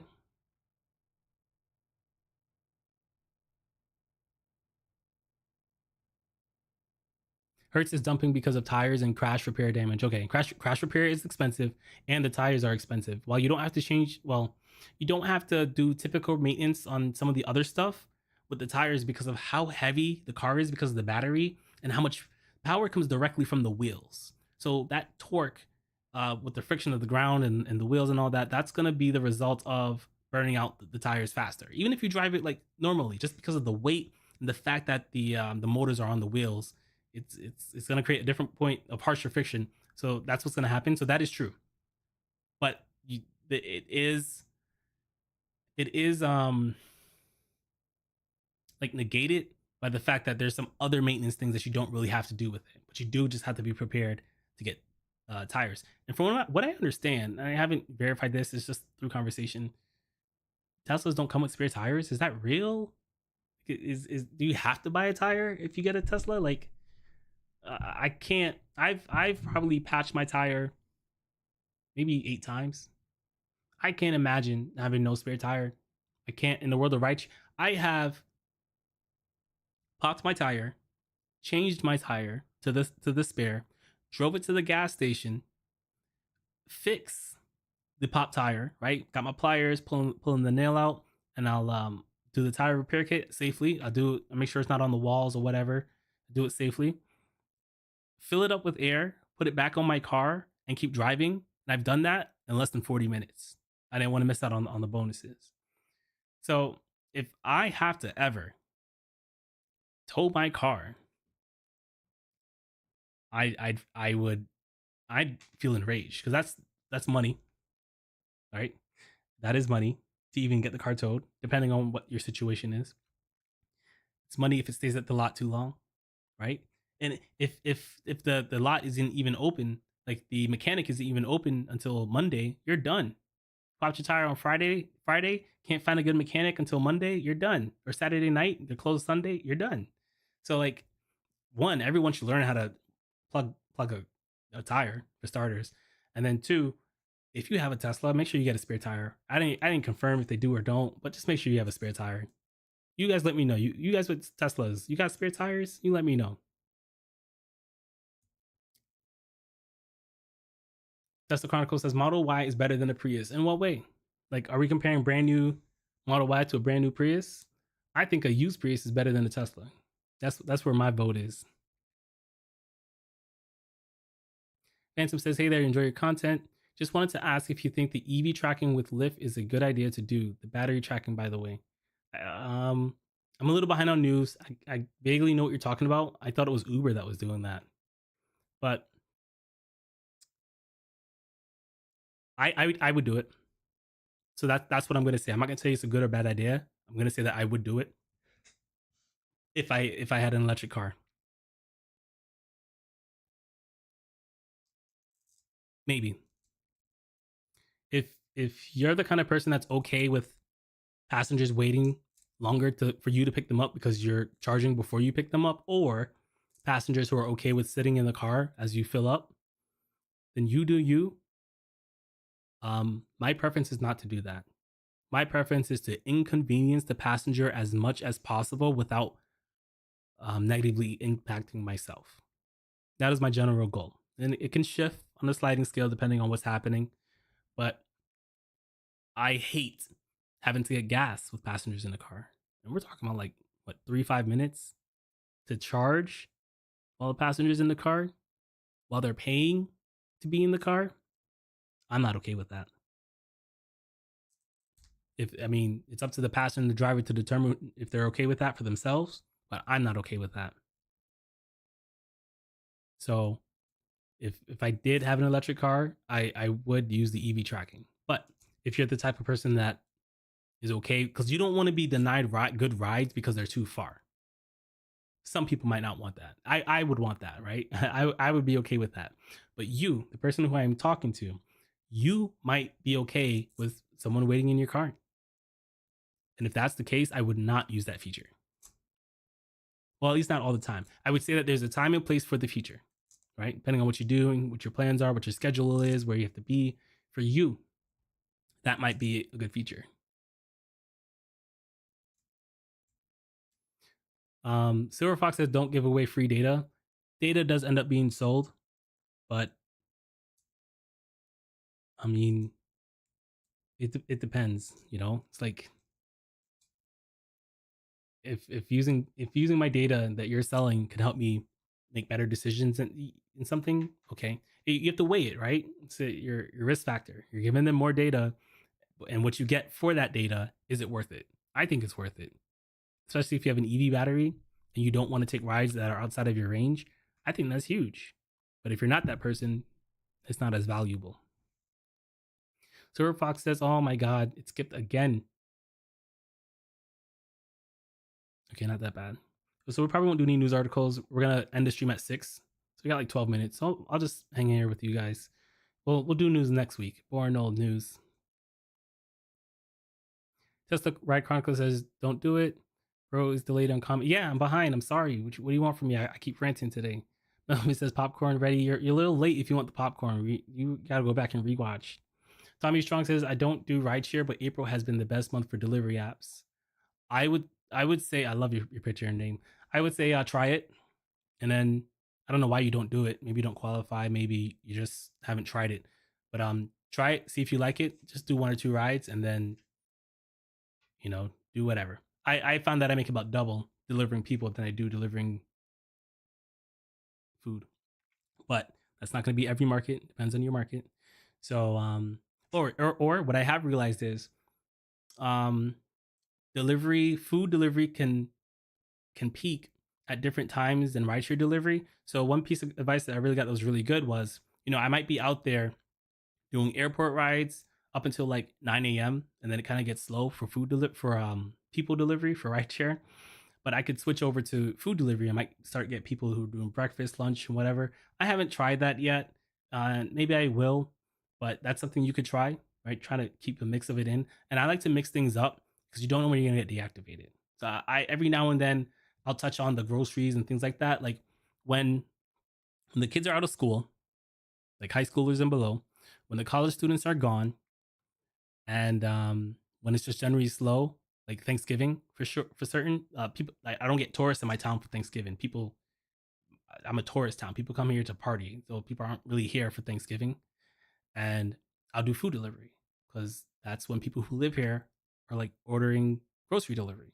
So I play around with different things and I try different things, and it's always healthy to have different tools in your tool belt. Solid says my car is worth 9K, but the negative equity is 12K. I have 10K in cash to cover for the Tesla. Now, what I heard, I'm messing with you here, but what I heard is you have 10K to put towards your loan. That's what I heard. um, it's it's the same math on paper with less risk, right? If you get your Tesla, then like okay, let me see how I can explain this. With your current financial situation, you will have the same amount of money left over, but you're probably gonna have a higher car payment. Your insurance is gonna go up, and you'll have your Tesla. If you, I'm not even saying put the 10K in, like if you were just to hold on to the 10K, right, and start just have it, set it aside, and start paying down your 12K. Every dollar you're able to generate from your currently owned car will have less risk associated with it than if you were to get the Tesla, even though the math might be the same. Your argument is that you might make more money, and that could change the equation, but you got to prove it, right? And you have to prove that it's enough to justify the risk, the extra risk, right? I don't know the condition of your car, but if your car can make money for you right now, I think that not increasing your insurance, not increasing your monthly expenditure right before, like we're kind of in the middle of summer, right? There's gonna be some good weeks depending on your market. Don't know your market, but we're coming up to winter, and I don't know if this is your first year. I don't think it's your first year. So in your head, think about how things were over winter, and if you think winter was great, it might be a good time for it. And I don't know what I'm talking about, but if winter was not great, I would not do this right now. I would not. What I'm gonna tell you what I would do, and I don't expect you to do this because I'm a little crazy. Like I go all in on stuff. I would take that emergency fund, 2,500, and well, my answer is going to change based off of the condition of your car. So you have to make that determination. If you think your car won't last long, then you need to hold on to enough money to replace that car when it dies, right? And if $10,000 replaces your car, right, it gets you into another car that is acceptable for Uber and Lyft, even if it's not the car you want. I think that I'd be okay with that, right? So if that's 10K, that's 10K. And then from now until your car dies, or until it's right before busy season and you know you're gonna make some money, I would put every extra dollar to that loan. I would try to get that loan to be less than what I own on the car. Shoot, I would try to pay the car off, right? Even if you want to go into debt for your next car, not rolling over negative equity, having that 10K in cash to drop as your down payment for a Tesla will just have less risk associated with it. I probably wouldn't drop the whole 10K on it. I probably honestly drive until the car is gone. That's probably what I would do. I don't think I don't think I think driving a devalued car into the ground will make you more money than trading it in, right? But you also might be able to sell your car privately for more money. You might be able to get 10, 11K for it. You might be able to even it out. Tommy Strong says many cars will go 300K, 500K miles with proper maintenance. I'm learning that if a drive like You know, if someone's taking care of their car if it has a lot of miles on it. Corolla hybrid. I did look at Corolla hybrid 2018. It was nice. It is nice. And Toyota's making all of the cars hybrid, including the Highlander. They're 7-seaters, but they're expensive. Tesla says, I just want to try a hybrid first, run it up, but then get a Tesla. I wanted to do that. At least I had the thought of doing it where I would just get the cheapest thing I can get and run it up. You know, if it's $5,000, once I make $5,000 in it, even if it dies, it's at least a wash, right? So there's still risk in there, and I was willing to do that, especially for content.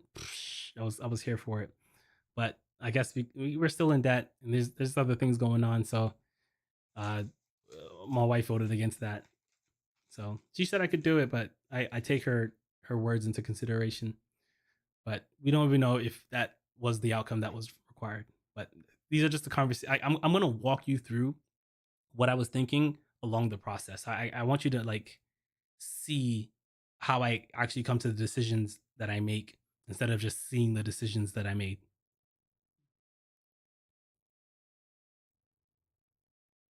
So it says I'm trying to justify it, but I do well with Uber in my market. It's hard. It's hard having money for something that you want and not getting it. It's generally hard. But the longer you can hold out, I promise you, the better off you'll be. I promise you. Like I've made enough financial mistakes to know how like these things compound. Like you might make not the best financial. I'm not gonna say it's a bad idea. I'm just saying I don't think it's the best from my perspective, and I could be wrong. So I'm prefacing with that. But you could make a bad mistake and survive it, but you could also make a bad mistake and like it compounds into another bad mistake. And I just feel like it was more affordable to make mistakes in the past, like when Uber and Lyft were paying better, and it's harder now. Things are more expensive. Like getting set back hurts differently now. Tommy Strong says, I think buying multiple orders for a rideshare gig work is better than financing a newer car under the current interest rates. I agree. I agree with that too. And old cars that you take loans out on typically have higher interest rates because there are higher risks to the banks. The bank is okay repoing a new car. They can make some money off of it, but a used car has seen most of its devaluation already. If I'm gonna buy a used car, I'm gonna do it through Facebook Marketplace. So I don't know. There's a lot to consider, and I think patience will pay better. And no matter what you decide on, right? If you decide to get your Tesla and you wait 6 months to do it, but you're being intentional about the money you're saving and whatever, I think waiting 6 months will be better than doing it today. In the sense of executing it. The longer you're able to save and get your war chest together for that thing that you think might happen someday, the better off you'll be when it happens. And if you don't let your war chest to build, the options that you will have at your disposal will be fewer than if you just had more patience. So we're in a game. This is real life. Things happen. We make plans. We don't think about risk, and I get it. I was there too, and I'm still there every day. But just wait. I would just wait. Just wait until you know your market better than I do. Wait until your market slows down and picks back up again. I feel like we're in the middle. I know I'm in the middle of my busy season, and I know it's going to decline. And I would hate to have bigger bills going into a decline. So whatever you can do to mitigate those risks is that advice I'm going to give to you. But move in accordance to your own risk tolerance. Wow, Tesla no spare tire. I am sad. My buddy's buying a new Corolla hybrid. I wouldn't do that. At least convince them to get like a 3-year-old one or something. They're buying brand new, such a waste of money. Generally speaking, outside of rideshare. And if you make enough money financially to waste your money, fine, go ahead. But I don't feel like I'm in that position. And I feel like if you're having to take out a loan, then you as well are not in that position. So loan a tire. I don't want, man. Zero five, but he's a normal person, not Uber. That's even worse. I see people spend more money on cars than like drivers. To me, it's worse. It's like, dang, you're spending more money to be in the thing that you're not really gonna be in. Now, if you can afford it, fine. get your toy, do whatever. But there are people who work regular jobs whose car payment is crushing them, right? So it's not something that is only us that we have to deal with. We just have to do it at a faster rate. But oh man, I feel so sorry for her. Yeah, I picked up a lady going to the airport. She told me she just started Uber and Lyft. She told me she just bought a car. The car she just bought was a Bronco, and she says she has to do Uber and Lyft to afford it. She has to work more hours driving a car that's not great for rideshare because she bought a car she couldn't afford. You see what I'm saying? It's like I don't want that. I don't people are there, right? There are people in this community that probably are working Uber and Lyft part-time because there are things that they have to pay for. And those things wouldn't exist if there were no debt associated with them. And that's not everyone, but I'm sure there's a subset of those people that exist in that sense. Okay, it's 6 p.m. I'm gonna find you trading your car with 12K and I gotta use 10K for the down payment and getting into an accident. At least, depending if you have good insurance, you'll be okay. But like I said, I did tell her that that's what I would do. What she should do is just hold on to that money, start paying every dollar over that 10K into paying off her debt, and then drive the car until it disappears. That's what I would do. And then if you drive the car until it disappears, you're gonna be able to make the best possible decision at that time. You're gonna have a security blanket that gives you time to figure out what the next car is gonna be. You're gonna have enough money to consider different options. You're gonna have flexibility in your decision making, which will lead to a better decision. So that's what I would tell her to do. What I would do is a lot crazier than that. I would just drop it down to my 2,500 unless I was saving for something else, right? So let's say theoretically if I got a new car after this accident, I probably wouldn't be saving as much money as if compared to if I had an older car that was getting up there in miles. So it's that risk factor. You got to figure out what works for you in that risk factor side and make the decision that works best for you. And you might fail and you might win. Well, you just gotta do what works for you, and of course your family. Take those things in consideration. I think about my wife a lot when I'm making decisions on risk. Right, I took a lot more risk when I was younger, when I had a lot of life in front of me, when I didn't really understand how the world works. But everyone's risk changes over time. Yikes, Ram 1500. So I I do understand the sentiment. He says these people are doing Uber X in a F250. Some people, like I said, they become rideshare drivers. They don't plan, right? They just become drivers. But I will say that is one of the worst cars to do it with. And then two, there's other apps for that. You should go deliver stuff with your truck or something. Like we're talking about like hardware equipment. You can do stuff like that. Like there's a market for that. But outside of that, if you like rideshare and you have a truck, you need to sell your truck. You got to get out of that truck, and even you just got to get out of that truck. There's just no way. Your gas is the biggest thing. I can't. This is a rant for another day. It was fun hanging out with you guys. I got some high quality videos coming. Make sure you guys like the stream, and I will see you guys next week or in the comments of my videos. But I gotta go. We out. Peace.